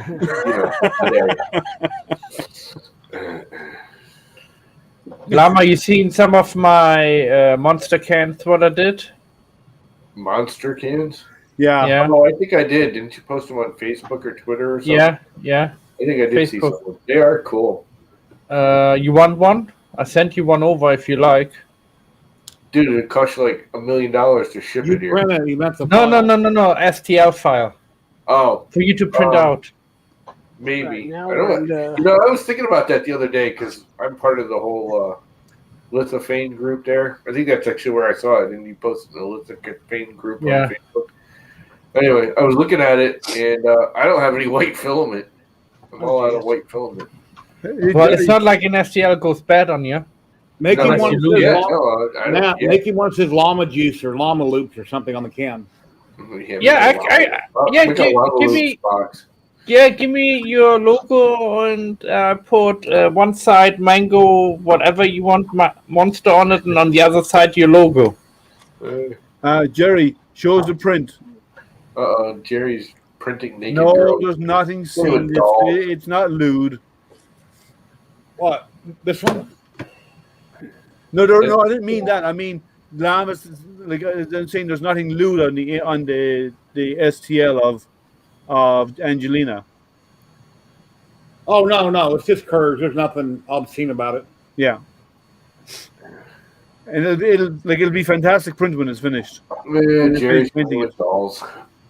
So did you do any filling on that because of the joint of the arms and stuff? Guys. Yeah, I got some. I used resin. And a few cracks here and there, and then I sanded it out and puttied it and sanded it, and it's pretty good. I need to go back over it some more, but it's getting there. Cool. I'm not good with human flesh colors. I never have been, so this is a challenge. I'm working on it. It looks really good, actually. It's getting there. I've got pastels. I'm shading the pastels right now. Are they paints or okay? They're sticks. Okay, powders. Just take a pastel onto your stick or sandpaper, and sand it off. Take a paintbrush. It's like putting on makeup, basically. Then once I get it to where I like it, I'll get some matte finish clear coat from a distance and mist it to hold it, and then I can layer it and build it. I have a question. Since we're picking on Lana, I have a question for you. You said it's like putting on makeup. How do you know that? I don't. Yeah. If I was a woman, I could probably do this a lot better because I'd know how to build the colors and things. Right. So, Like since I was you have to give you a hard time. You can't let it fly. well, I know you named me smartass about a half hour ago. So, anyway, Maybe I should name myself that. I think you should rename him Makeup Master. Yep. Oh, hey, Llama, I talked to my sister yesterday, and she goes, "Why did you order a wig on Amazon?" Because she shares my account. I ordered the gray and white hair 80s punk long-haired wig. It's coming Monday. I can't wait to see that. It'll match my beard. That's That'll gonna be be fun. So we got Brian Vines. We got Jim Edutech. He's got brown hair, and he's always doing this all the time. yeah. So we got Brian in slow motion whipping his hair back. So what the hell? I need a I wig. haven't seen that yet. Where was that? Was that on Twitter? I think it's on Twitter. He's doing like a Revlon commercial or something. He's whipping his hair back real slow. It's so weird. Twitter's not like showing me a lot of tweets lately. Like when Dan was doing his giveaways with the tweets, it's like, oh, whoever figures this out or responds to this tweet gets the gift card. None of them would come up. They come up like freaking a day later. Let's see. Did I miss someone? Something weird going on with Twitter. Something weird going on with this. What's either? Is it freaking raining out? But what It about is. The hell's up with that? I gotta go close windows. do you have to and crap, put I something guess. on the print to get the powder to stay on it? What? When you powder it, do you have to put something on it for the powder to stick or what? Just rub it into it like you would on skin. No, he said before he hits it with a matte spray after. Yeah, afterwards. To hit it with lock a matte it. spray, It'll stick. Yeah, lock it in. If you get it too close, it'll just wash it off. So you Like do a very light mist. You can take me off full screen now. Sure. But, so I've never done. As you know, I don't paint stuff that much, so I didn't know how the powdering works. Yeah, I just take, well, the way I do it, I just take a paintbrush and I dab it in it, the powder real heavy, or get a real stiff brush and just go over it and kind of scrub it in where you want it, and then blow off the excess. And if you make a mistake, you can wipe it off. We know you do makeup on the side, Liam. We know you're a cross-dresser. You like the little frillies and the eyeshadows and the freaking, what do they call those things on the lash extenders or whatever they call them? Lama, you seem to know a little bit more about it now than Jerry does. So I'm like, you should not be waving that one. I'm swinging that stick. You know, it'll come back to hit you. Hey, if I was a cross-dresser and into all that makeup crap, I would not be hiding it. I'd just flaunt it right out there in front of you. I wouldn't care. So what's the next? So what's the next droid that you're building, guys? Through to you. I don't know yet. I think I have to hold my projects a little bit because I have to look after my finances first. So yeah, I'm still on the first one on the first droid and second droid, and I still ordered some parts, and I'm still waiting for that. So it will be a while before I'm finished with them, and I want to finish one project and the second project before I start a third project. Oh, that's fair. So have you decided? Is it the drink droid that you're doing next, or what? Yeah, I want to do that one too, but I really want to concentrate on my R2D2 lithophane one.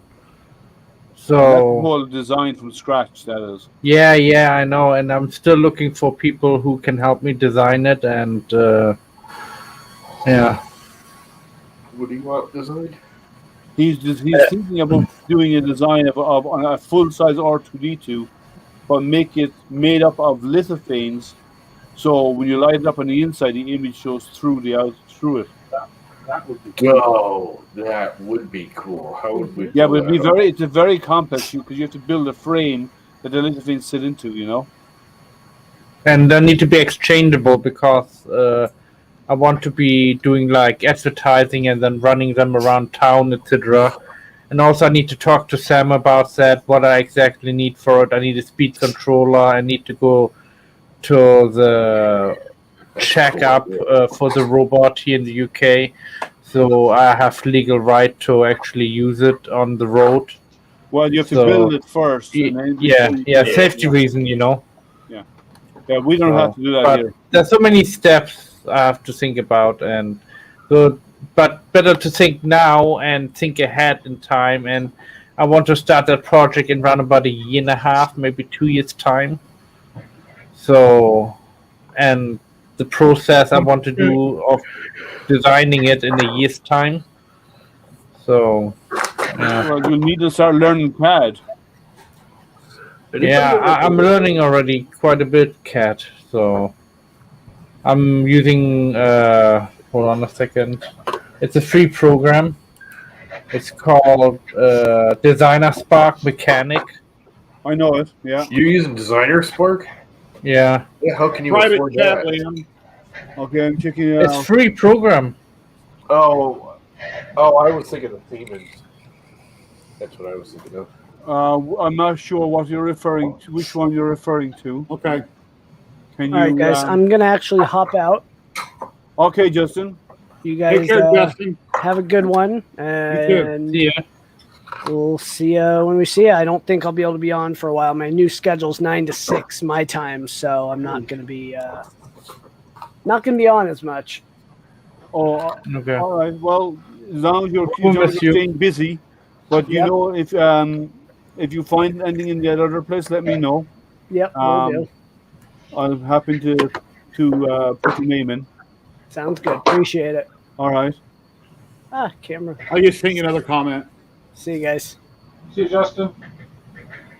But going back to the Drink and All right. Droid robot, I think I can modify this one a little bit easier, the back of it, instead of having all the drinks, etc. inside, and maybe have like a little box in the back where the lithophanes sit on. Hitachi hard drive. Yeah, can you see what size it is? I can't No. see how big No, it is. here, let me make No, it it's full too screen. little. 60 gig, 2004. That was Oh, a big wow. hard drive back in the day. Yeah. This sucker still runs. The drive still runs fine. Oh, yeah, they last for like 25, 35 years, I think, some of them. I remember I mean, they're And pretty then good built. some of them last a year. I had a 286 16 gigahertz machine that had a 10 gig hard drive, and it was state of the art. Yeah. Oh yeah, this 60 gig freaking was huge especially when these 2.5s first came out. Gee, I had one computer had 5 gigabyte That's memory. 5 gigabytes. It's IDE too. It's not Yeah. even. Which is why I never took it out of here. This is my only IDE case. Now I know I'm still using it in this case. I mean, computers in 1995, I think, had 5 gigabytes of storage. I should just pull whatever's on it off and get rid of it altogether, huh?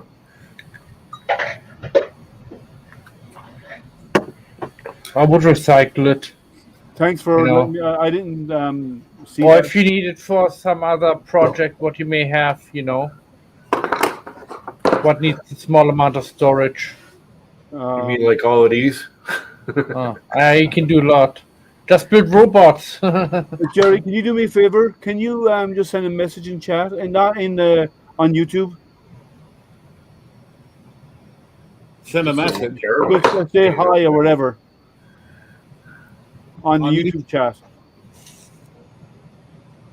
I'm already modded. Oh, you are? Okay. Yeah, All right. that's why I was able to take care of that.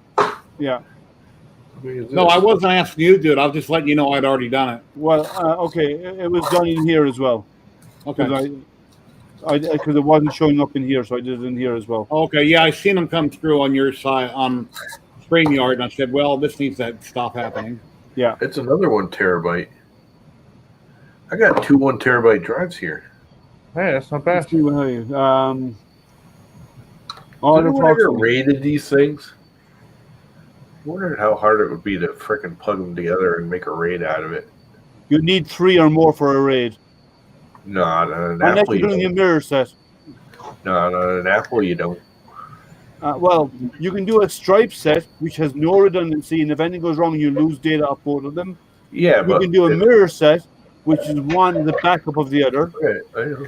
and then you can't do. They're the only 2 raids you can do on 2 drives. Anything else, Yeah, you need 3 or more for a stripe. right. But I don't care about that. If I make it striped with just the 2 drives, it'll just read and write faster. It'll read and write to both of them.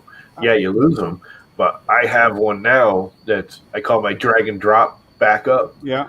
where I just drag crap on it to get it off my desktop, and like once a month I wipe it. I save it, back it up proper. Like it's just my drag and drop. I just drag and drop. So if I lose it, it's not a big deal. Yeah. So you can print the old one. You should actually do that. Well, I have a really long print that requires a lot of kilos, but my supplier decided to support somebody else's project. I need to get taken off, guys. Oh, okay, Jerry. Take care, everybody. Ciao. Thank you for joining. Thank you.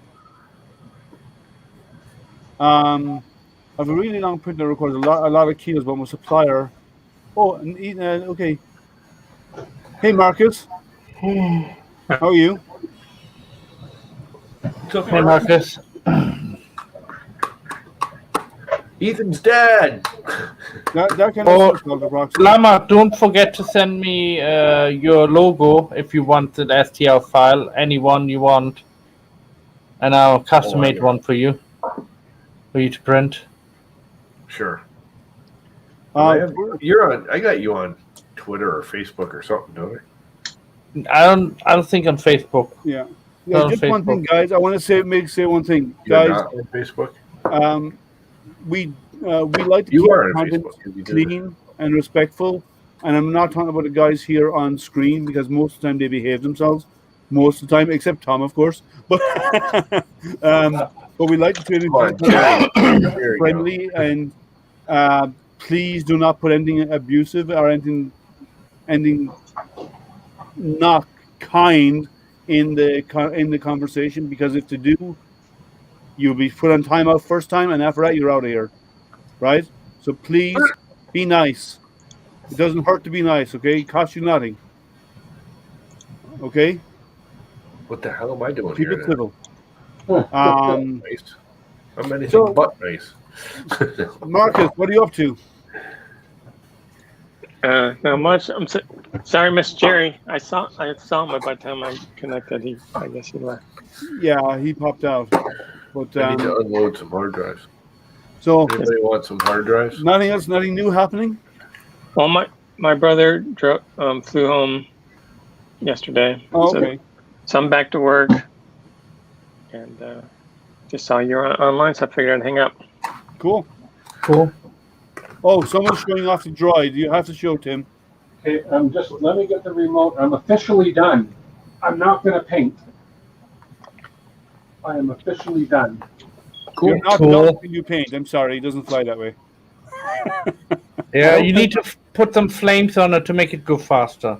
Oh, I made flames.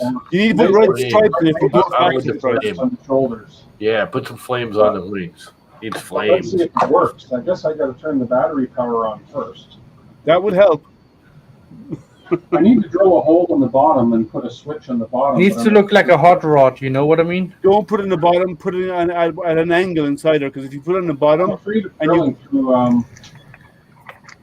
if you put it on the bottom and you pass over something, it could turn the switch off on you.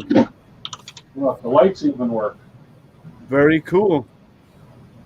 So let's see if the motor works.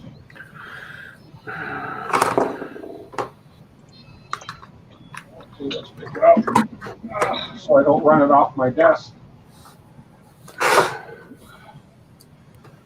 Oh, yeah. Nice. I was just going to drop it. In the dome. It just goes so slow the other way, and I don't know why. It's something to do with the speed controller, ain't it? It could be the speed controller, or it could be the voltage. Yeah, but it's good. It works. So did you print the tracks too? Are those TPU? Yeah, the tracks are TPU. Each track has 30 individual pieces printed, so there's 60 pieces put together with pins. Yeah. Yeah, a lot of pins, huh? An hour piece. Did you use the brass pins or the steel? On the brass. They come in little bags of 20 pins in a bag. So, nice. So it's the same base. So it's the same base for the new one we're doing. So everything from the bowl out to the tracks is the same. It's just everything on the top is different. So cool. Yeah. It looks like a good print. Oh, I'm not as good a painter as a lot of these other guys, or I paint it fancy. But are you gonna sand the dome or anything to smoothen it out, or? I don't know. Maybe eventually. Hey, Tripod, how are you? Yeah, Tripod. You can come join the conversation if you want. The link's in the top of chat. Did you guys see that? Who's going to be on a stream with Joel on Friday? Yes, I did. Yeah. Dr. Doogie Howser. Yeah. I don't know No how many way. people know him Really? as Doogie Howser. I remember Doogie, but I don't know how many people else remember Doogie. That was a long time Oh, ago. wow. He's still Doogie to me. He'll always be Doogie to me. Yeah. Yeah. You actually met him once in real life, too. That was in Los Angeles, I believe. I haven't. He met did him. a magic show. He does magic, doesn't he? Yeah, I think Does he? did magic. Yeah, Yeah, he's big into magic. he was big into magic years ago. Yeah, I haven't met him, but I've met a couple of others. Like I met Jeff Goldblum on a flight from Detroit to LA. That's cool. He's sitting right behind me. We were chatting. Who else? I've met Johnny Depp. Full screen now. Oh, sorry, forgive me. That's okay. Yeah, I've met Johnny Depp. I've met Cool. Garth Brooks. I've met a couple of them. I met Bono. Cool. Who's the most personal? I grew up with, and I'm still friends with the members of the Cranberries. Okay. The twins in the Cranberries went to school with my sister, who's 2 years younger than me. Wow. Cool. And then So- Fergal, the drummer, I worked with Fergal, the drummer, in a grocery store stacking shelves after school. Cool. So, So of all and, the celebrities you've met, who's the most friendly? Like, who's the most personable? so I would obviously say Fergal, who's the drummer in Cranberries, because I grew up with him. I know him. I went to school with the guy. But outside of that, actually, Jeff Goldblum is an easy enough guy to talk to. Are you leaving now, man? Yeah, I got to go lay down, go to bed. All right, man. Have a good one. You have a good night, Lama. Later, guys. Take Lama. care. See you guys. See See you ya. later. But yeah, it's Yeah, Jeff Goldblum seems like he'd be an easygoing guy. he is. I had drinks with Johnny Depp in a hotel. Oh, cool. He was. I was working part time in a hotel as a barman. You know, one of these things you do when you're a 17-year-old and you're Irish. So Yeah. it's a rite of passage over there. And he was actually staying in the hotel, and he came down in Ireland. The bars close at 11:30 at night. So if you want to stay longer than that, in a hotel they have a residence bar, so only residents can go in there. And I was a Right. barman in there, and he was in there, and I was just getting ready. I was there for part of my shift. I was finishing up, and we started chatting at the bar, and he ended up inviting me down, and we actually sat down and had one or two drinks together when my shift ended. Very So cool. that was like long, like you can imagine it was a long time ago, going by my age. So he's okay. He is. He's a nice enough guy. Well, at least he used to be. So Well, they don't tip bartenders in Ireland, do they? No, we don't tip. No, Oh, really? no. What's the most famous person you ever met? Me? Yeah, Well, for all of you guys. I met John Candy once, but that was a lot Okay. of years ago. That's cool. You've ever I know heard of somebody who worked with John Candy before, Yeah. so Honorable. I met Neil deGrasse Tyson. I met Mike Tyson. Yeah, I met him too. no, not Yeah. Mike. Neil deGrasse Tyson, the Oh, astrophysicist. all right. I've met. I regularly communicate with all the scientists in NASA because I have their email addresses if I need when I want to talk to them. I know and I've talked to the director of the Vatican Observatory, Brother Guy, because I'm linked with them because of the science. I think I know more scientists than anything else. Yeah, I know. I probably know more emails of scientists than I do famous people, but like as in famous as in. Like, Yeah, they're famous in the scientific world, so yeah, they are. Yeah, they're kind of like superstars. to some extent, yes, they are. Celebrities in their own field, yeah. You guys know who Kate Blanchett is? She was in Yes. Lord of the Rings. Yes. Yeah. So she was in Cincinnati filming a movie, and my parents came into town to visit, and they'd never been to the top of the Crew Tower. There's like an observation deck. At the time, that was the tallest building in Cincinnati, and so we went up there to the observation deck, and Kate Blanchett happened to be out there with a small boy, and so it was just me, my parents, Kate, and that boy that were up in the observation deck, and she was trying to take a picture of her son, like standing on, at the edge of the, with the city in the background. And I said, "Hey, do you want me to take a picture of both of you?" And so she had this big, like, Android tablet. It was like the size of a iPad. iPad Mini. But I took a picture of both of them. And she goes, "You want me to take a picture of you with your family?" And I said, "Sure, I appreciate it." So my mom handed her point and shoot camera, and she took a picture Nice. of her. Oh, I forgot Mel Gibson. Oh, neat. Not good from. I was on the set of Braveheart Oh, wow. nice. for 6 weeks. Hey Ethan, how are you? Hey, They said hi. So yeah, I was on it for 6 weeks. I was in the naval reserves in Ireland, and they asked the reserves to come in and help out because they needed to get people who would follow instruction to do the battle, all the battles and stuff. So I was up there for 6 weeks, and I was in somewhere along the lines. I was in all the battle scenes that they recorded, and that's why I have one of the swords from the set. Cool. The Braveheart, the broadsword. It's metal. That's actually metal. Wow. So I was on set. I had to join the Actors Guild while I was there, because to act in Ireland you have to be part of the guild. So I have my Actors Guild card. Saying that, I probably couldn't act my way out of a paper bag, but I have an Actors Guild card. And we also had to. Some of us were doing close-up stuff right behind the cameras, right where the main actors were. So I actually had to join the stunt federation because we were throwing each other over each shoulders and stuff, and you had to be a member to do those.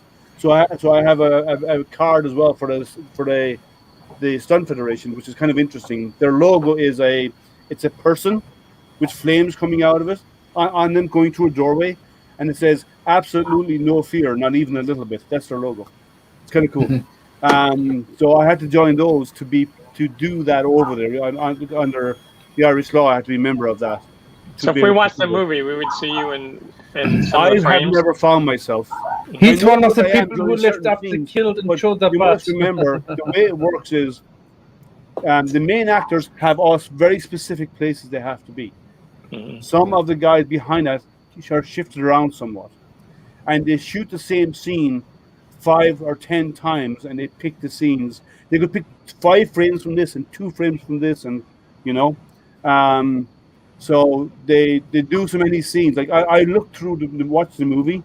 You know, the very first one when they're up in the hill and they showed not the first one, the second one, they showed their butts and stuff like that to lift their kills. During that, like I could look along and I would say, okay, I know him, I know him, I know him, I know him. I get because I spent 6 weeks hanging out with these guys up there. Guys, I gotta run. I just realized I'm supposed to be on another stream at 7 o'clock, which is 2 minutes ago. Oh, quick, go. Right. A first layer stream. Okay, I'll talk to you guys later. See you, Tim. Have fun. Later, Tim. Ciao. That's funny. So, my father-in-law is a scientist in the mid-80s and developed the first HIV test. Cool. So he's a bio engineer. No. They're called something different. It's called an immunologist. If they're involved in that, it's in immunology. I think it is what he is. If that's what he does, or did.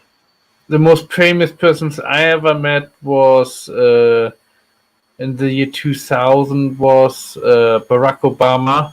Okay. I'm sorry. He was at that time, I think in Chicago, he was governor or something like that. And he came in and asked me a few questions about dogs, etc., and a few other things. Okay. So, yeah. That was really interesting.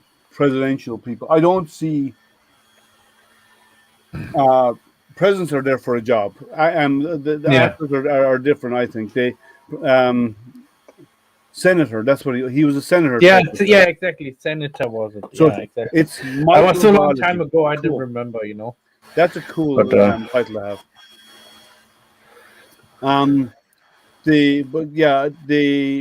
But I've met a couple in my time, because I traveled a lot, so I've met people from all over.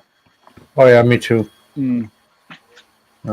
It's. I mean, the guys from Discovery Channel. They have a show called Tanked. Brad and called Tanked, the fish tank guys. Mm-hmm. Who do the casino installments, and I know those guys too, and they always used to come into the fish store where I was working, and asking me questions about fish and buying fish off me, and it was really interesting because I used to be handle with exotic animals in America, so that was my main thing. What I was doing. That's why I got to meet a lot of famous people because I wanted pets or animals, So they came to the store where I was working at. Yeah, So. well, most of the ones that I've met were here. I've met a couple in Ireland, but most of the ones I met were here from traveling with work. Because I spend so much time on the airplanes, you're going to bump into these guys. Because most people don't realize that, not always, but a lot of the time, they travel coach like everybody else. Oh yeah, on a plane like everybody else. Depends. They're not all private Depends. planes. No, Yeah. the vast majority of them do travel by regular plane. Yeah. Regular plane, but then most of the time we can afford it, sit in first class. Oh no, well not always. No, and a lot of American planes don't often have much of a first class. It's kind of like a business class type of scenario. And I used to Yeah. always travel with as business class anyway for work. Oh, all this proxies inquiring about how's the downloads doing on your app. My app? Yeah. Yeah. I'll look it up. I have quite a few apps, so No, which one? No, we're talking about Marcus's one. Oh.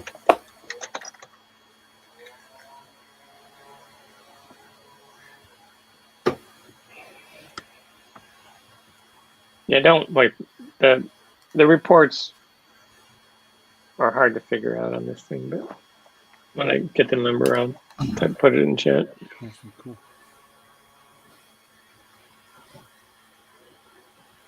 Oh, but what else? I have a question for everybody. You all know my hobbies, right? 3D printing. No, astrology is your number one. Your second is 3D printing. What did you say my first one was? Astronomy. Your telescope, yeah. And second one, 3D printing. I hear an echo again. Yeah, the astronomy, the 3D printing has been more in the last 12 months than before because because of COVID, we don't hold events. Because we can't have public events right now. 7,000, that's good. That's nice. But so, what about the rest of you? Like, what's your favorite hobbies? I couldn't say that.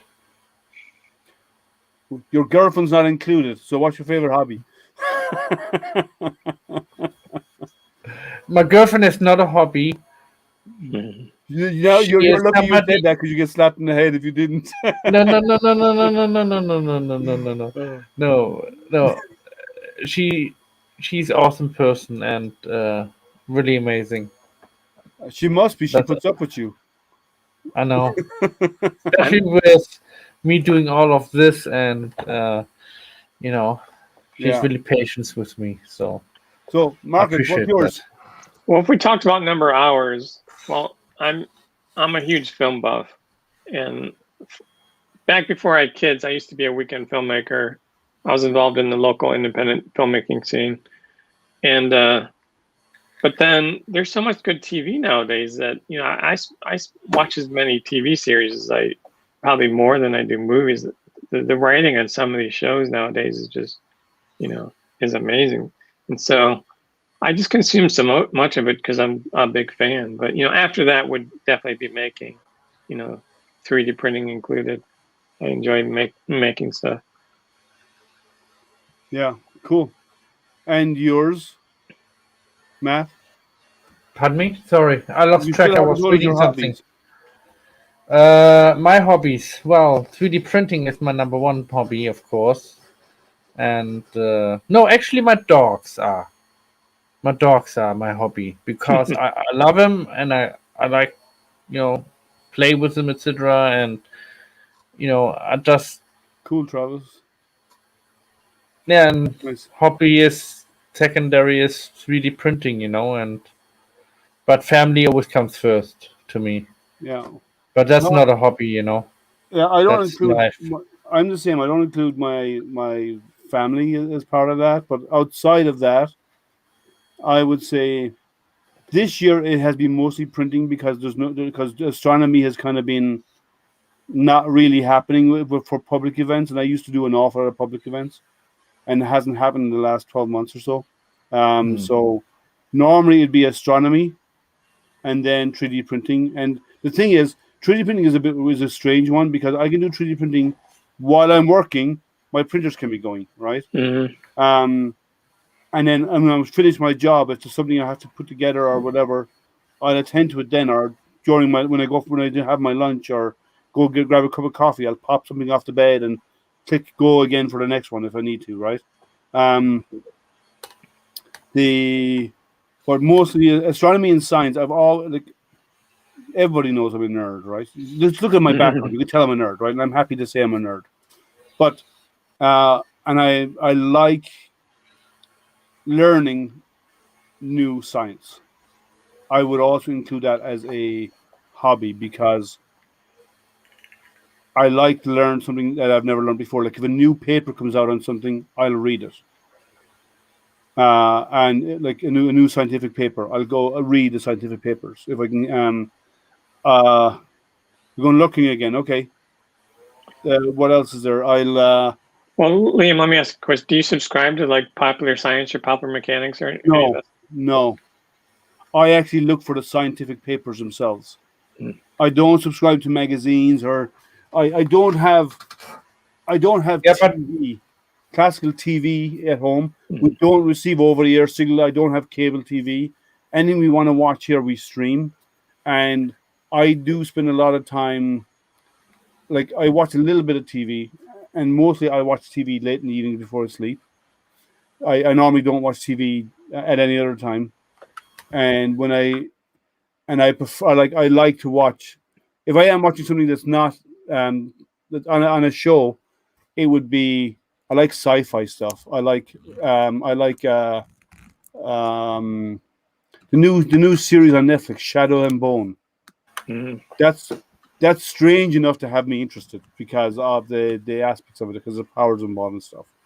But I like that kind of stuff. I'm not into like you mentioned, like I'm not a Real Housewives type of person. I know who Kim Kardashian is. I've heard the names. If you put a photograph on her in front of me, I wouldn't even know who she was. I have no interest in pop culture whatsoever. Yeah, I don't watch reality TV. The closest thing would be like Mythbusters and stuff like that. Yeah, I don't even do that. Like, but as I said, like most of the pop culture stuff, I'm one of these people that listens to the radio in the car, right? Talk radio. It'll vary. There's a local channel which is a kind of more which is all modern music, like R&B and stuff. I like R&B, but I also like country music, so I will listen to country channel as well. But it's a big mixture. I like a broad range of musics and stuff. Like I'll sit down and watch an opera. I'll go to a play and watch Les Miserables. I did it last year. We went to saw it here locally. So I got a really broad spectrum of stuff that I'm interested in. I'm not keyholed in any way, except I'm not a huge fan of television as TV shows because most of them are trash. Yeah, right. I agree. Netflix is doing really good stuff recently, and I'll watch some good shows on Netflix, like Shadow and Bone. I like that show. I only watch one episode each evening, but that's it. But that's the extent of my TV watching that. I don't watch TV outside of that ever. I don't have time. I'm busy. I'm busy with work during the day, and then in the evenings I'm doing streams here, or I'm doing working on reviews, or I'm testing machines. Like I'm always busy doing this stuff. So let me change the subject now. Sure. I want to show you some pictures. Sure, yeah. That's what I've been doing for this past week. I showed it on Jerry's show, one of the pictures, this one. That's beautiful. That is. So, no flaws. That's cool. So what kind of birds are those? Don't ask me that. I just found the picture pretty, and that's all what matters to me. I really don't care about the names of the birds, but Yeah, they came up beautiful. They're beautiful. yeah, thank you. Yeah, nice. So, and I did a monster lamb. Oh yeah, cool. But You need to put a green light in that. yeah, hold on a second. I can do that for you. Green Got is all the the one. colors. Hold on. Wrong remote control. Now it looks like a monster. Yeah, let me switch it off. The light Yeah, is that's looking good. flickering, so yeah, it's the same on the other side. So I think Yeah, that's a cool print. Thank So you. you gonna auction that one off too? No. The monster print are my personal print. I'm not gonna give that to charity because charities they get personalized pictures, mostly for me. So, but most of the time I can't show the personalized pictures yet. But let me see. Give me 5 minutes and I get a couple pictures out and I'll show you how Sure. they look. So, and you're a gamer as well, aren't you, Marcus? Oh yeah, yeah. I don't play games that often. I do have I'll play maybe every other weekend for maybe 2 to 3 hour session with some friends. That's more of a scheduled thing. But yeah, we're either playing GTA 5 or that's basically it right now. But when the new Battlefield comes out, we might play that. I have I'm not a gamer. My son is. Like, I do a driving game maybe, but I'm not a big gamer. I'm not really into that kind of thing. My son is really big into games, and I have been promised a game interface system for driving games that's hydraulic. So when you sit into it, you have a gear shift like a car, steering wheel, the whole works, proper car seat, and you have all the pedals like in the car, and it links up to your console. And when you turn, it tilts as if you're really driving, and if you go over bumps, you get feedback. Cool. So it feels like you're actually in a car with a screen in front of you. I was told one of those are on their way to me. What about if you get in a wreck or something? Where you feel that too? Oh, it'd bump, yeah. It would. It has this hempatic feedback, is what they call it. Oh, yeah, like haptic. Yeah, so you can actually feel the bumps. You feel the road as it vibrates. It has that functionality built into it, but it does tilt and all this kind of stuff while you're doing it. Now, the same company has developed. Oh, that's a nice picture of a dog. Yeah, that's actually for the foundation I'm working with, and I'm sending that over. She doesn't know that she's getting it, so it's a surprise, guys. So don't tell anyone. Cool, cute dog. But I'm allowed to show it. But I want to make it a surprise. She did won the American Music Society Award. Last cool. year. Well, congratulations, Mackenzie. Yeah, I think it came out pretty nice. It did, yeah, it came out lovely. So the same company also do one for flight simulators. That if you use the VR headset, and this you can use a VR headset with a car one too. But they apparently, I saw a video of the flight simulator one. That when you're in it and you're flying, and when you turn, the whole chair does 360.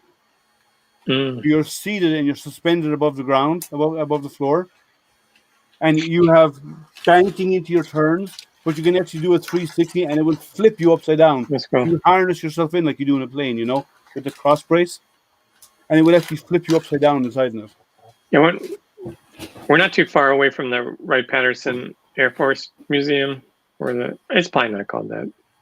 It's the Air Force Museum at Wright-Patterson, but they have this simulator that you have to stand in line for hours for that will do that.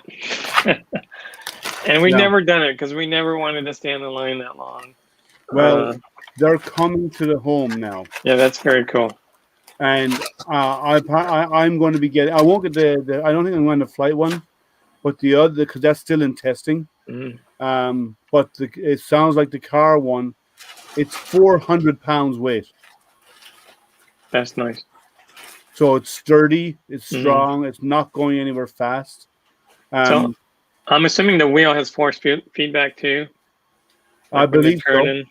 Yeah, I believe so. I love that feature. That a lot of the arcade games have that, and it's really, I mean, it's immersive. Do you feel that you're probably going to feel the road through it? Well, can someone please print me a new wife? No, can't be done. I told him in chat earlier that if he scanned his old wife, we could print his old wife, but I don't know what his new wife looks like. If you 3D scan, it can be printed, but otherwise, no. And it would be made of plastic.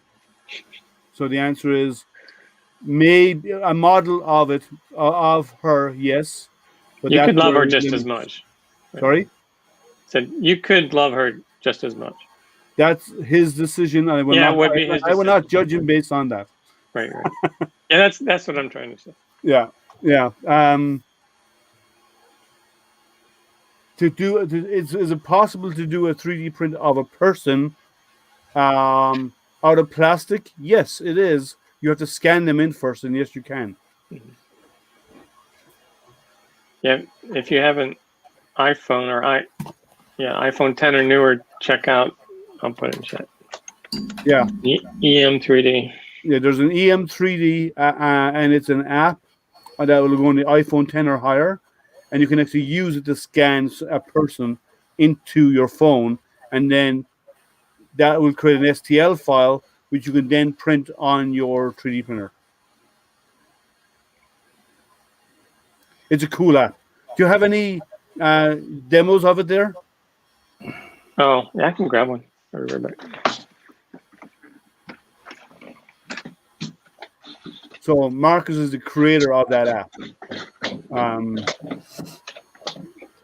and he'll show you. He's done some prints, like he scanned his son and so on in there, so that the butts of his son, you can actually see it.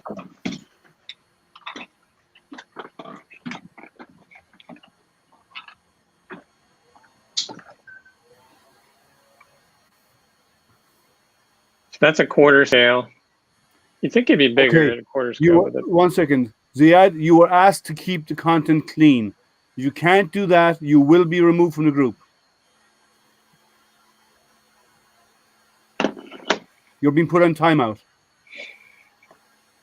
Please, I try to keep the content family friendly. If you're going to come in here and post stuff that is rude, go somewhere else, because that's not what we do here.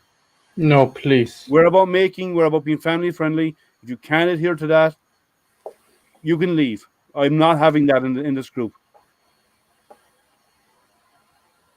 Sorry, go ahead, please, Marcus.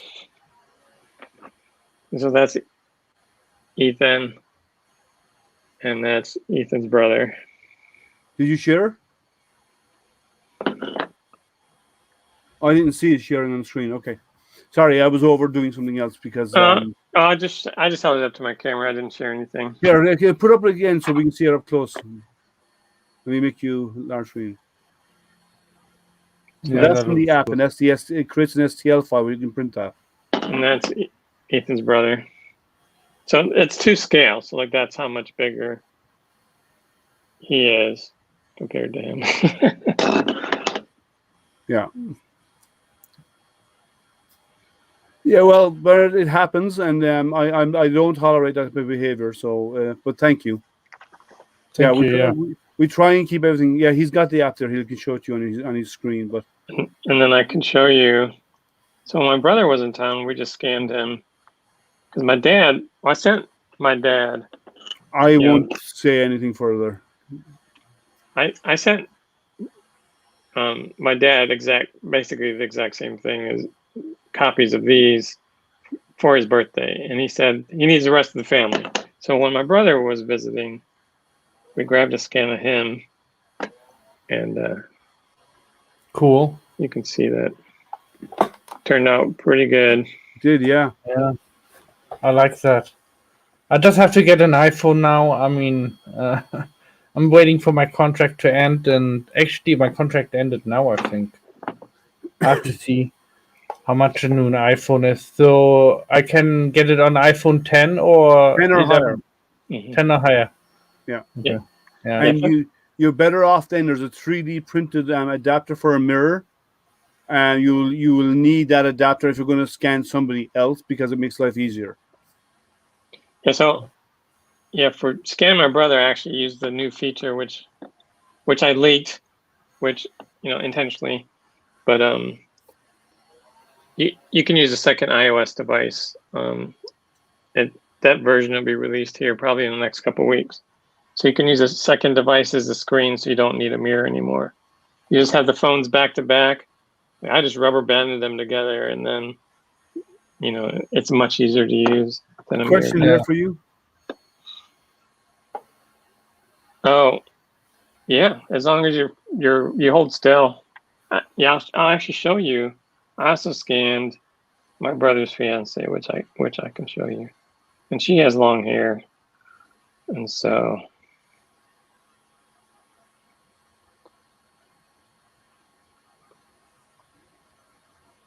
That looks good. Yeah. So, and you don't have to put it in a ponytail. It's just you'll have like a spot you can't get right like between your neck and the hair. With a mesh, Yeah. with a mesh shop and repair. Yeah, you just have to repair it, but Yeah. it still looks okay. So Yeah. it's Which it's camera really you? not that, actually. Sorry, Dim. Go ahead. Which camera you recommend to get exactly? Which one you think is the best to get? The 12 or is it? Yeah. Which version of iPhone you think is the best? Then the 12 Pro, just because it has more RAM. More RAM, okay.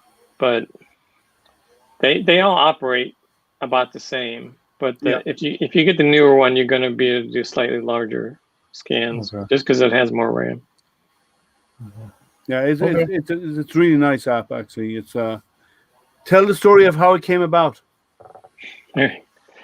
Well, so this last Christmas, my wife was ended up getting me a new iPhone because mine was pretty old. I had the SE, and I joked around with my brother, the one I've been talking about. He's my main tester for the app. I said, because I'm a native iOS developer, that's what I do is develop native iOS apps. But I joked around with my brother. I said, if there's not a decent scanner software, I'll write one. And so I tried them all. And long story short, I created one because I wasn't entirely happy. So I was working on the software over Christmas break. Like after I got the phone, I had 2 weeks off, same time as the kids had off. So I started working on it.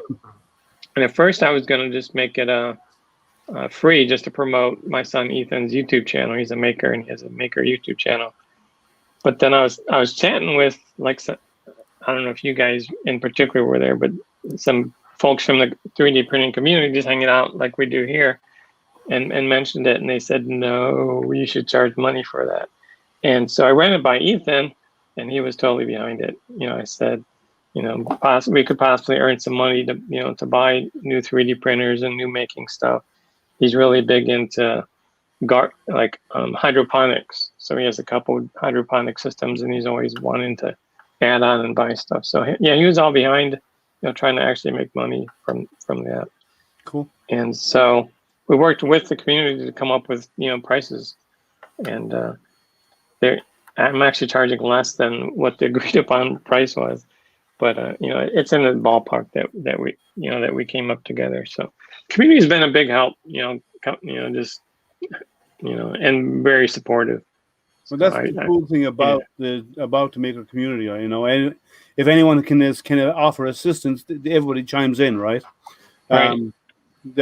happy to work with you. They're happy to do some testing for you. They'll we know people, like there's people who come in here on a regular basis who do stuff like like Dave Petzel, who does the Pets Fang fans for 3D printers. He designs those, and there's like some of us test it out for some of the guys who have that type of printer will test it out for him. There's a lot of that out there, and that's the nice thing about the maker community. And then you offer it out to people, and people will make slight tweaks to meet their needs.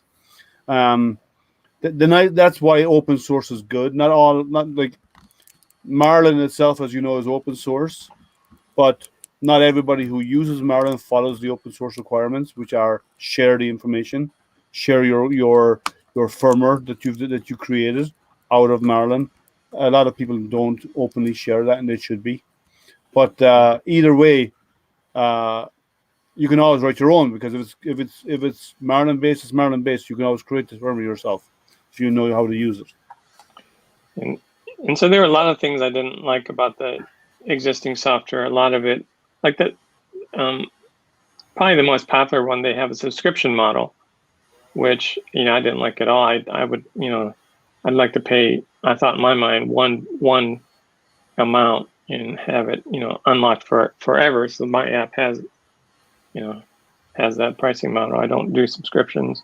Mm-hmm. I just think about what I would want, and do that. Yeah. Actually, Matt, I'm on your chat. Did you message you sent me? I think you might be right, but we'll see. Mm-hmm. So you Curmudgeon use Dave's 5015 for the Ender 3.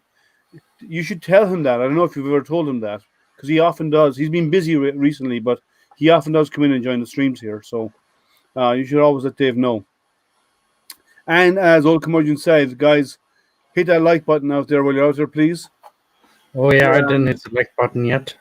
Yeah, hit the like and subscribe. I did just. 13 was me. Lucky number 13. Number 13 likes. That's good. If you're not already subscribed, please do so. It helps promote the channel, and those thumbs up helps promote the channel. Ding that bell in YouTube to let people to get reminders of when I come online, and only ding the bell if you're here to hang out and have conversation.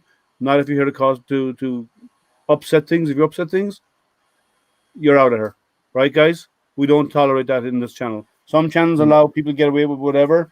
I don't. So I like to keep everything family friendly, because we do have people like Mark's son often does come on channel and so on. So we want to keep it all family friendly to whatever we do here. Exactly. Oh, he sent you the file. Okay. Yeah, Dave is really good at that. And if you ever have a printer that doesn't have a Pets Fang cooling duct for it, and you think you'd need one, if you get him the details of it, like photographs and photocopies and of the build plate and so on, he would actually design one for you. He's really good at doing that. When he gets time, he'll design it for you. And I have a personal rule that if you're on stream with me, like Matt and Liam is, and we chat, we're friends. Friends don't pay for EN3D. So, I'm happy to give my code away to my friends. Oh, I don't I'll want buy them it from you. No. To support you. No. I mean, you could do it without me knowing, but yeah, I know. I'm happy to give you a code. Just happy to give you I just want one code, and that's for this person called Maria, because she runs this enabler. Enable it, do that. Enable this. They do the 3D printed hands. All right. Yeah. Just I don't. Do you follow me on Twitter at all? No, I have no Twitter. I'm sorry. Oh yeah, I can give you one in private chat. Yeah. No, not today. I'll tell you in the future. Right. When I talk to her, and then I'll let her know if she still wants it. All right, that's good. Yeah, I'll definitely get you one. Yeah, so because I don't know if you bought it yet or not. So that's the reason. Yeah, the codes expire after I generate them. So always make sure All that right. you have a device and that you're ready to use it, and then I generate the code. So Yeah. So if you haven't, what Matt was talking about is Enable. Go Google it. They actually do 3D printed prosthetic hands, and it's open source, so you can actually get the files. You can modify the design files if you wish to, or you can actually print them for somebody. And this is one example that I 3D printed. It's all of the components except the tensioner screws that here at the back are everything else is 3D printed, and it's got some string here to pull the fingers, Mhm. and it's got elastic to bring the fingers back up into the open position, and it works by bending the wrist. Because I think she will work really well with the program, because she just works around people with prosthetics, etc., and other people like mental health, Down syndrome, visually impaired, and the blind, and actually mental health. She's just getting into it, the whole organization, because of COVID. What we had. Maybe I need to deal with her then on my stuff for the blind that I do. Yeah, I'm gonna start next month actually some teaching classes for lithophane making. So I show them what to do and what not to do, and if certain things occur, like certain lines appear. The most important thing is you have to have a clean hot end and a clean Bowden tube. Yeah. And the Bowden tube needs to be perfectly inserted to the nozzle, otherwise you will have streaky lines, under extrusion, and also every 4 weeks, no, not every 4 weeks, every 2 weeks, change out the Bowden tube, at least cut the end off and reinsert the rest of it. That's how you get clean prints. And lithophanes, of course, like it hot, 215. That's what I recommend with G-Tech filament, but each filament is different. So, and each machine is different. You have to find your own settings, basically, for it. But my experience with higher setting, it just glues better together, the whole picture, and it becomes more fluent, I believe. So that's what I see under the microscope. So yeah. If you want to sponsor it and help them keep this channel going and stuff, there is a buy me a coffee option, and there's also a PayPal. If you want to go use PayPal, you can actually donate to the channel via PayPal. I don't pop it up on the screen very often, but I do it every now and again, because it helps pay for StreamYard. So if anyone wants to help donate to the channel, please feel free to do so. But I'll turn that off. That's getting annoying. That scroll in the bottom was starting to bother me now. So, what's everyone else up to? Anything interesting or cool happening with anybody else? There's you're talking about 1 second. Old curmudgeon, you say, or go direct drive with no Bowden issues. There's issues with regards to direct drive as well, and printing speed, because the amount of mass you're moving, there's a high tendency of ringing with direct drives compared to Bowden drive, because the heads are so light, they can move faster. So there's pros and cons to both styles, depending on what you're doing. But the faster you print, the more chance of introducing ringing on a direct drive than there is on a Bowden machine. Unless you're on linear rails, which actually does help decrease it, but it doesn't eliminate it, but it helps decrease. Yeah. I have a new favorite machine, my new machine A30M G-Tech. I mean, this machine is awesome. So far, I had to do nothing on the machine, just tighten the belt a little bit and fix a few other things, because when I got it, it was not second hand, but the person didn't wanted it, and so he returned it. So it's basically a return printer. So I fixed the problems, and it was brilliant, and it's still working, and I have no under extrusion at all. And I tried to purposely make the machine under extrude. The other side would take up the slack. You need to look at a large resin printer. You seriously need to. because if you think you're getting good prints out of FDM, wait until you try a white resin print as a lithophane. Yeah. You will have, like, as long as your settings are good, you will have like in a 4K perfection from A to Z. I mean, flawless image. No one could be even able to tell without a magnifying glass that it was ever 3D printed. Yeah, what I need to do is I need to put a GoFundMe page up or something for that I can get a small little resin printer, start out small and then work myself up to a bigger printer. But well, I probably need like 300 quid for it because I do want to get need more for a 4K. You need more. No. I want to start out with a regular one first. I don't need a 4K immediately, you know. I just want to get a regular one, a brand new one, and then get also a little tent so I can put the vapors out if I wanted to. What you could do is, instead of using a tent, you can buy a grow tent. Yeah, that's what I do.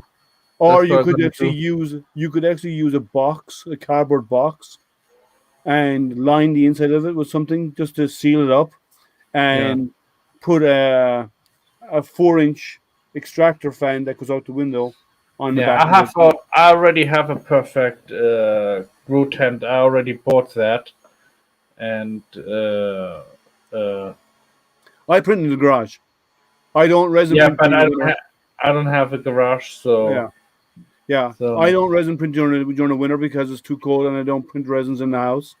I'll set up my resin printer. Like when I printed this is a resin print.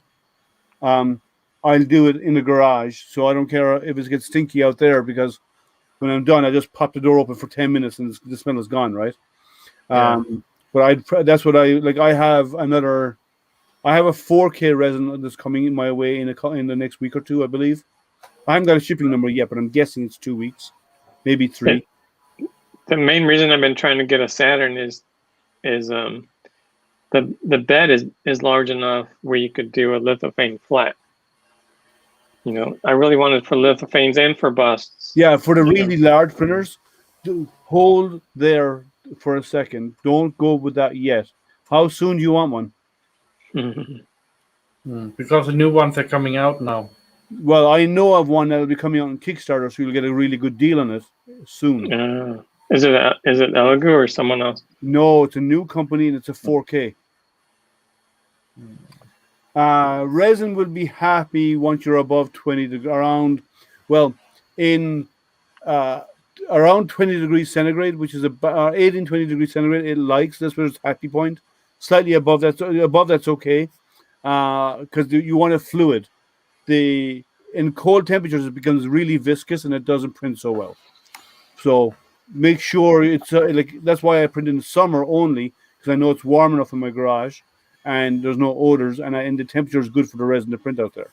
This was printed at temperatures around above 60 degrees, 65, no, between 50 and 60 degrees, and it came out okay. It came out really good actually, but it's not a 4K resin, a 4K printer, but they are coming out with a 4K that'll be on Kickstarter pretty soon, I believe. I typically don't do Kickstarter. It's just a personal thing. I know a lot of people had success on Kickstarter, but I personally have not. But I've had the money saved up for Saturn since October. It's just getting one. They don't have them even on the Elegoo site, let alone through Amazon. The scalper's been buying them quicker than anyone else can get them. Yeah, check the private chat, Marcus. Right.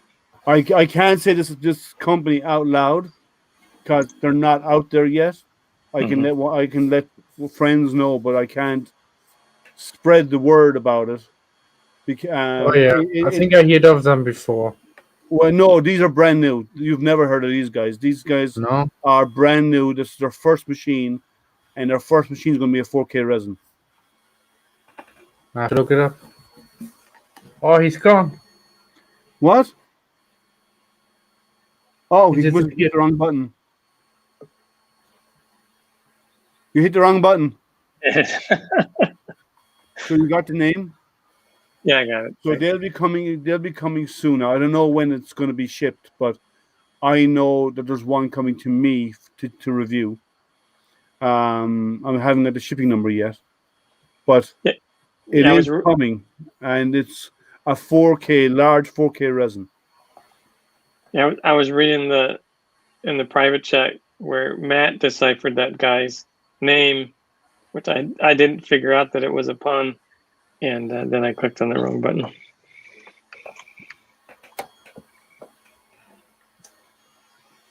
Yeah. But so that's why he was put on timeout. I don't tolerate that type of behavior in here. So that's good. So so that you could look at that if you want to go to Saturn. That's up to you. Is that the 4K, the new big 4K? Yeah. Okay. Yep. Well, they're a good machine, but I'm just saying if you might get a better deal with those other guys. But the Saturn's a well-established name. Oh, we have a mutual friend that's over there. Oh, yeah. I know which one you mean. Yeah. I'll let you know in chat.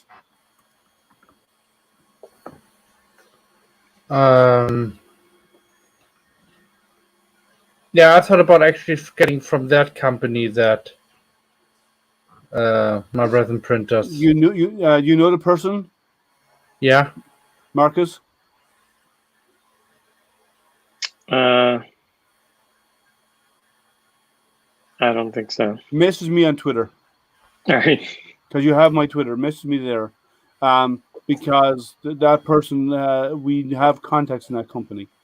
Now, I don't know what they can do for you, but they may be able to help with something, right? Yeah. So you should, and Matt knows the person also. Most of us here do. So the worst will happen is they can't do anything special, but you never know. There might be discounts available that they might be able to help you in price as well.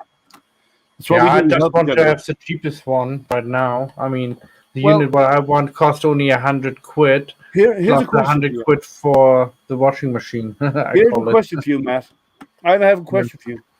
Yeah. So I'm going to give you a scenario. A friend of mine bought it for his first telescope. Yeah. Hey, Auto Drop, how are you? Come in and Hey, join. Auto The Drop. link is in chat. It's pinned to the top of chat. I haven't watched the series. I haven't watched it. So I'm going to give you a scenario, Matt, because you're saying you want to buy a cheap one, right? Yeah. So let me give you the scenario. Yeah, but from the company, what I'm just talking. I know, about. But I'm just saying. Buddy of mine bought his first telescope, right, years ago. Yeah. And he spent all this money for a telescope, a couple of $100. Got a telescope, had not more problems with it. Right? So he did some research and went out and bought a slightly better telescope. Right? And part of it worked, but the other part, but some of it didn't do everything he needed. So he went over a third time and paid much more money and bought a really good telescope and mount. Like I have, right? And it works flawlessly. Now, if you add together the money he paid for the first one and the second one, that was the cost of the third one. Of them. Yeah. Right? So don't buy the lowest cost. Buy what you need from day one.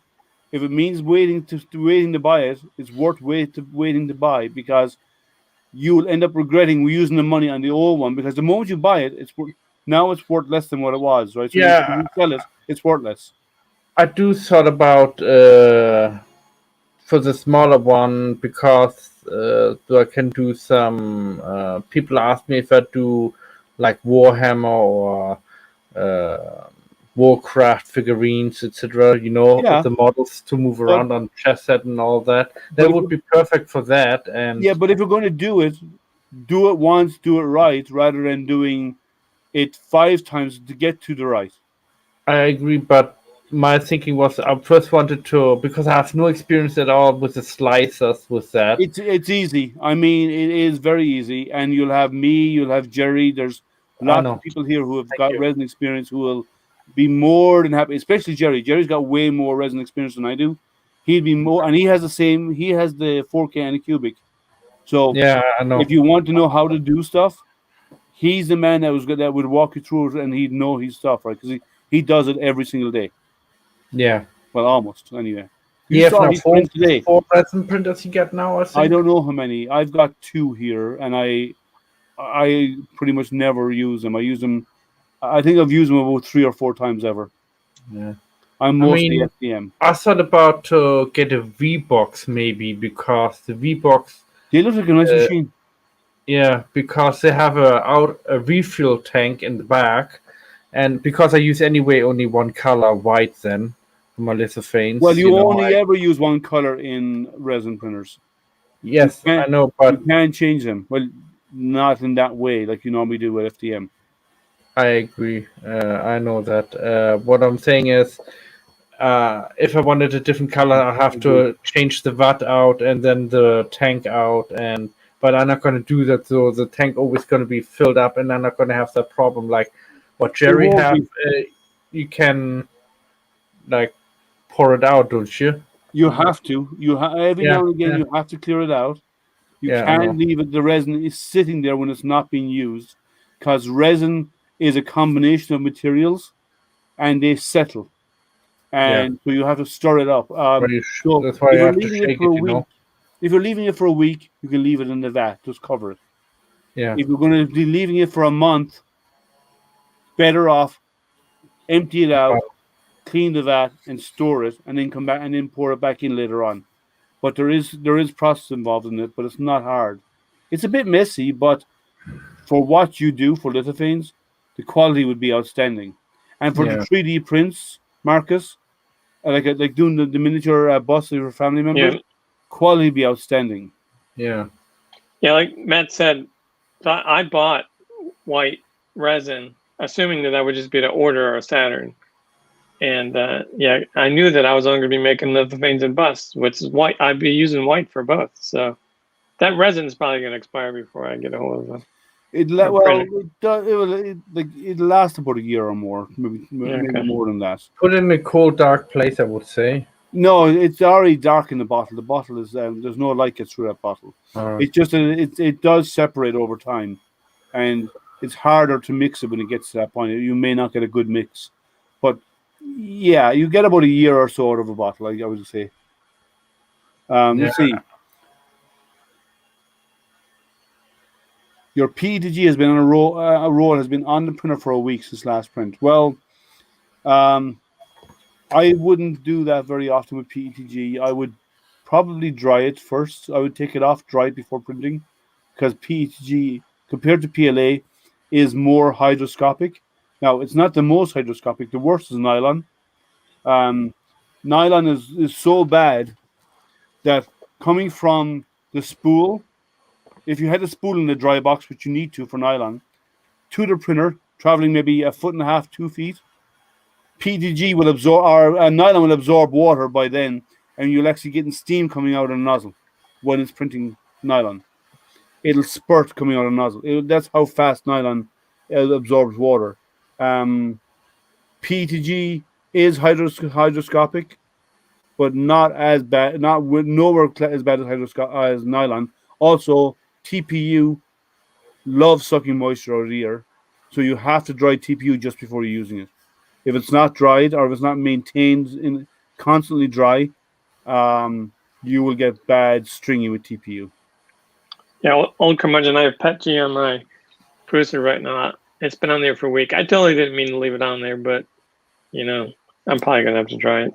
Yeah, and like if you have filament that's lying around a long time, stick it in a food dehydrator and run it for 5 or 6 hours or more, and dry it out before you use it. Like 18 months.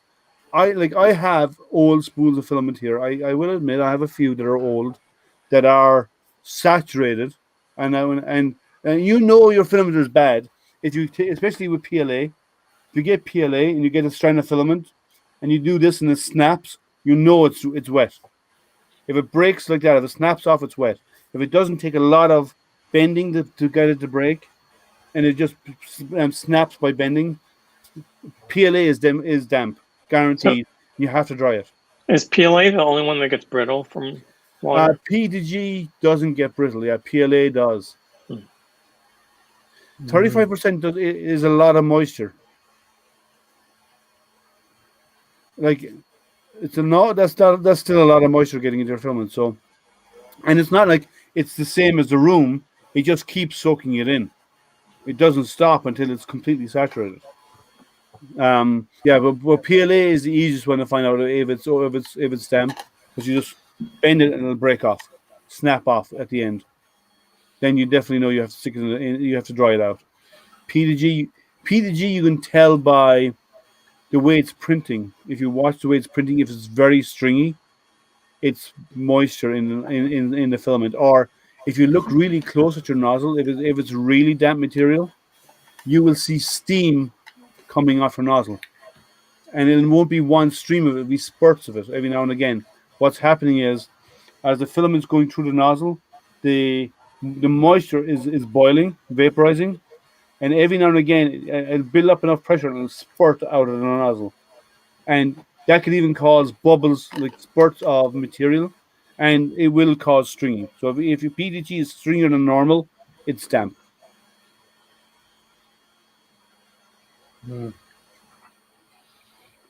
I would still dry it, old curmudgeon. I'm telling you, I'd still dry it.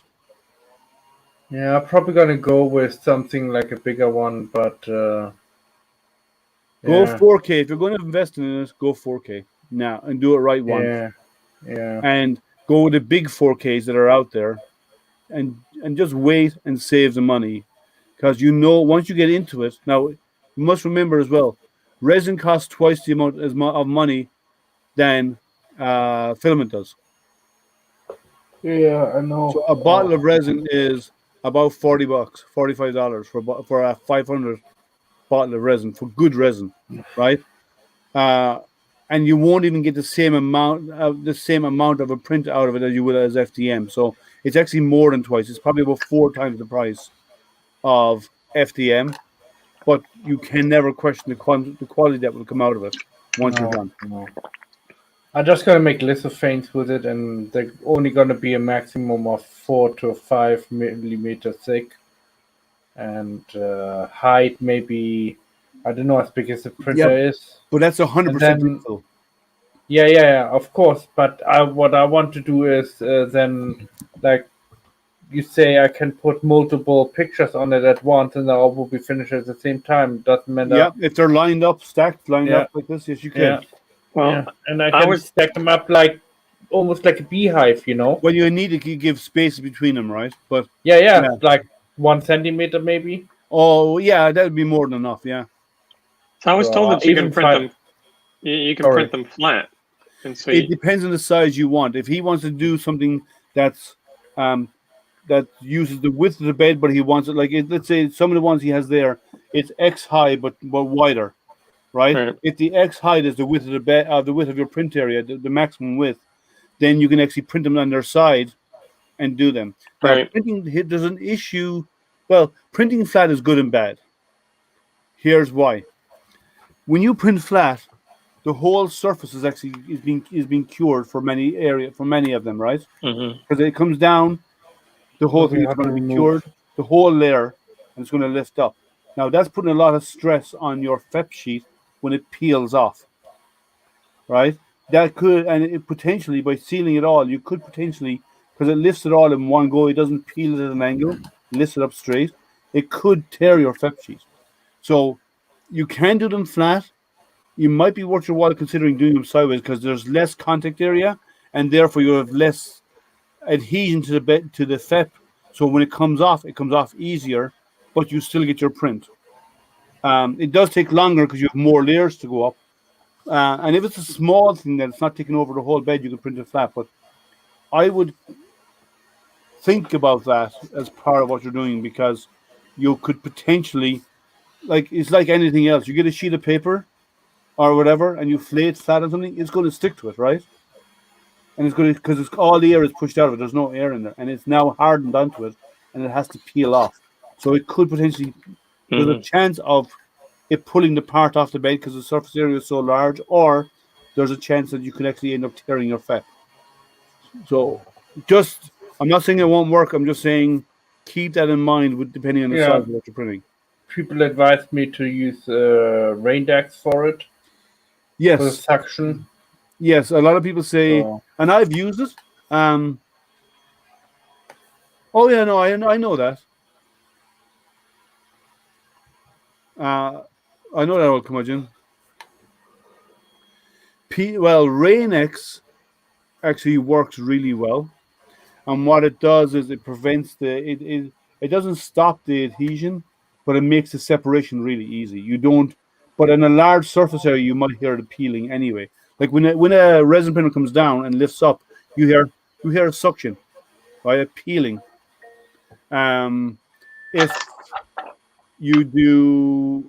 If it's a narrow part, you probably don't hear that as much because there's less surface contact with the FEP, so there's less peeling involved. But yes, you can. Rain-X does work. The regular Rain-X does work. I don't know if you can get it here in the UK. You can at any auto store. Really? Okay, have to level up. Yeah, they use on windscreens, on their windshield, so when you're driving, the rain runs off. Yeah.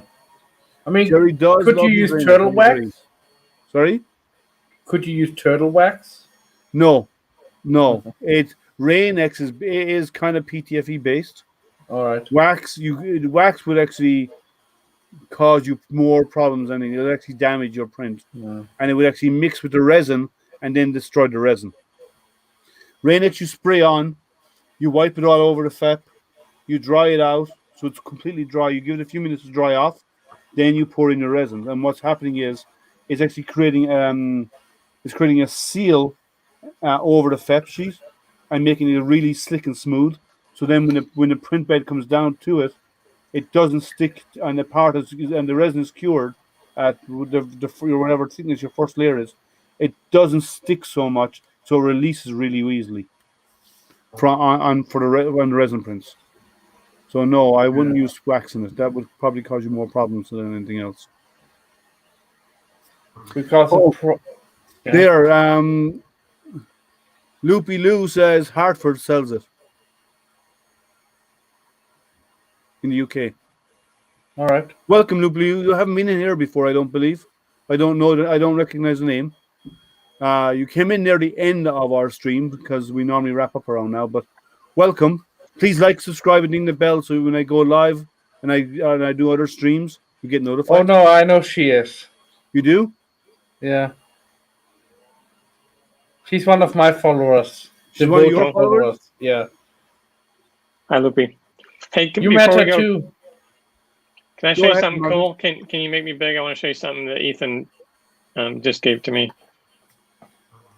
So it's a paradox. So I don't know if he thinks I'm a robot or something. Yeah. He's trying to punk me with a paradox. Yeah. Cool. He's a smart kid. He's a nerd like us for sure. Oh yeah. He's in good company with the rest of us. Yeah. Let's see here. Edge printing might have adhesion issues on the plate. Possibly unless you put a brim around the base of it to give it better support. But yes, you are correct. It depends on the weight. And you're CGI. So now I know exactly who you are, because Loopy Lou is actually Matt's girlfriend, and when she was on Jerry's stream last week, she was there for a moment and she disappeared. And I kept saying, Matt, I don't believe she's real. I think she's CGI. And she heard me. She came running on the screen saying, I'm not CGI. So now I know who you are. That's why I was laughing and smiling at you. Yeah, I didn't know she. I didn't know her. I was giving you some clues. I know her, and she's one of my devoted followers. And I didn't even. Yeah, I was because in the back of my head I was saying I didn't know Matt had a YouTube channel. So welcome. Now I know who she is. So Matt's other half. He's better half. All right, Matt. We're both better halves. Oh, listen to this. Oh, you gotta get me into trouble. I have to get off the stream, I think. So sorry, let me read that. I didn't read it properly. 2 door knockers, one lies, one doesn't. Behind door one is a certain date. So he's giving us a bit of a paradox, I guess. Yeah.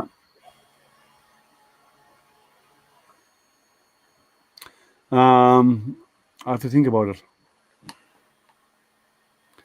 To what? To get Matt in trouble? I know it doesn't take much. It's good for him though. He needs to be in trouble every now and again. He's got too easy a life. We have to fix that. I got too easy of a life. I mean, come on. Labyrinth, the movie. I can't remember the last. I was so young when I watched Labyrinth with David Bowie. Yeah. That's an old one. Oh yeah, I think I was probably 1982, 1984. I was probably I was probably about 14 when I saw it.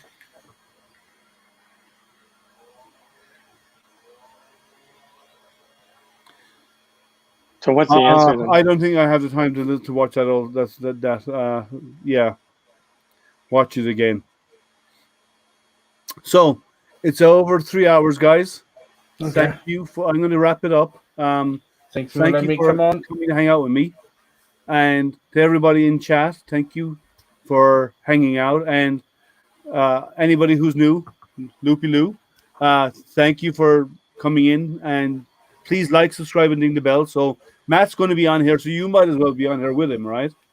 So he's on all of my streams when I do live streams on weekends. I don't know what you're going to talk about. Maybe. Well, she can be in chat and she can give you a hard time, and we can support her giving you a hard time. So, I do live unboxings often on Saturday mornings, US time, so that's Saturday afternoons for the UK. But I'm East Coast US, so please like, subscribe, ding the bell so you get notified when I am doing some live unboxings. I have some stuff on the way to me, so we will do live unboxings with those machines, and. I do the hangouts on Wednesdays. I think I've only ever missed 1 or 2 Wednesdays in as long as I had the channel. So please feel free to come join and hang out with us. Does anybody have any parting words? Don't worry, Matt. We'll ask Loopy what she wants to say about you. Yeah, I'd just say bye, Liam, bye, Matt, bye, chat. And Matt? Yeah. You got nothing to say, or is she going to say it for you? I know I'm speechless. She takes my breath away. That's all I can say right now. So he's in love. Yeah. All right, guys. Thank you all. Bye, everybody. And I will see you here again next week. And if stuff turns up between now and Friday, you will see a stream from me for a Saturday morning unboxing. But if not, whenever those equipment turns up, I will let you know. Thank you, guys. And let me just wrap up here on my own, just to finish. Please remember, wrong person's in the main screen. Let me drag my butt up there. Now, remember to like, subscribe, ding that bell so you get notified. I'm on Facebook as Astropreneur. I'm on Twitter as Astropreneur. And I'm on Instagram as Astropreneur. So please let me follow me out there. And thank you all, and have a good evening or good morning, depending on where you are. And remember, stay safe, stay healthy, and stay printing. Thank you, and good night.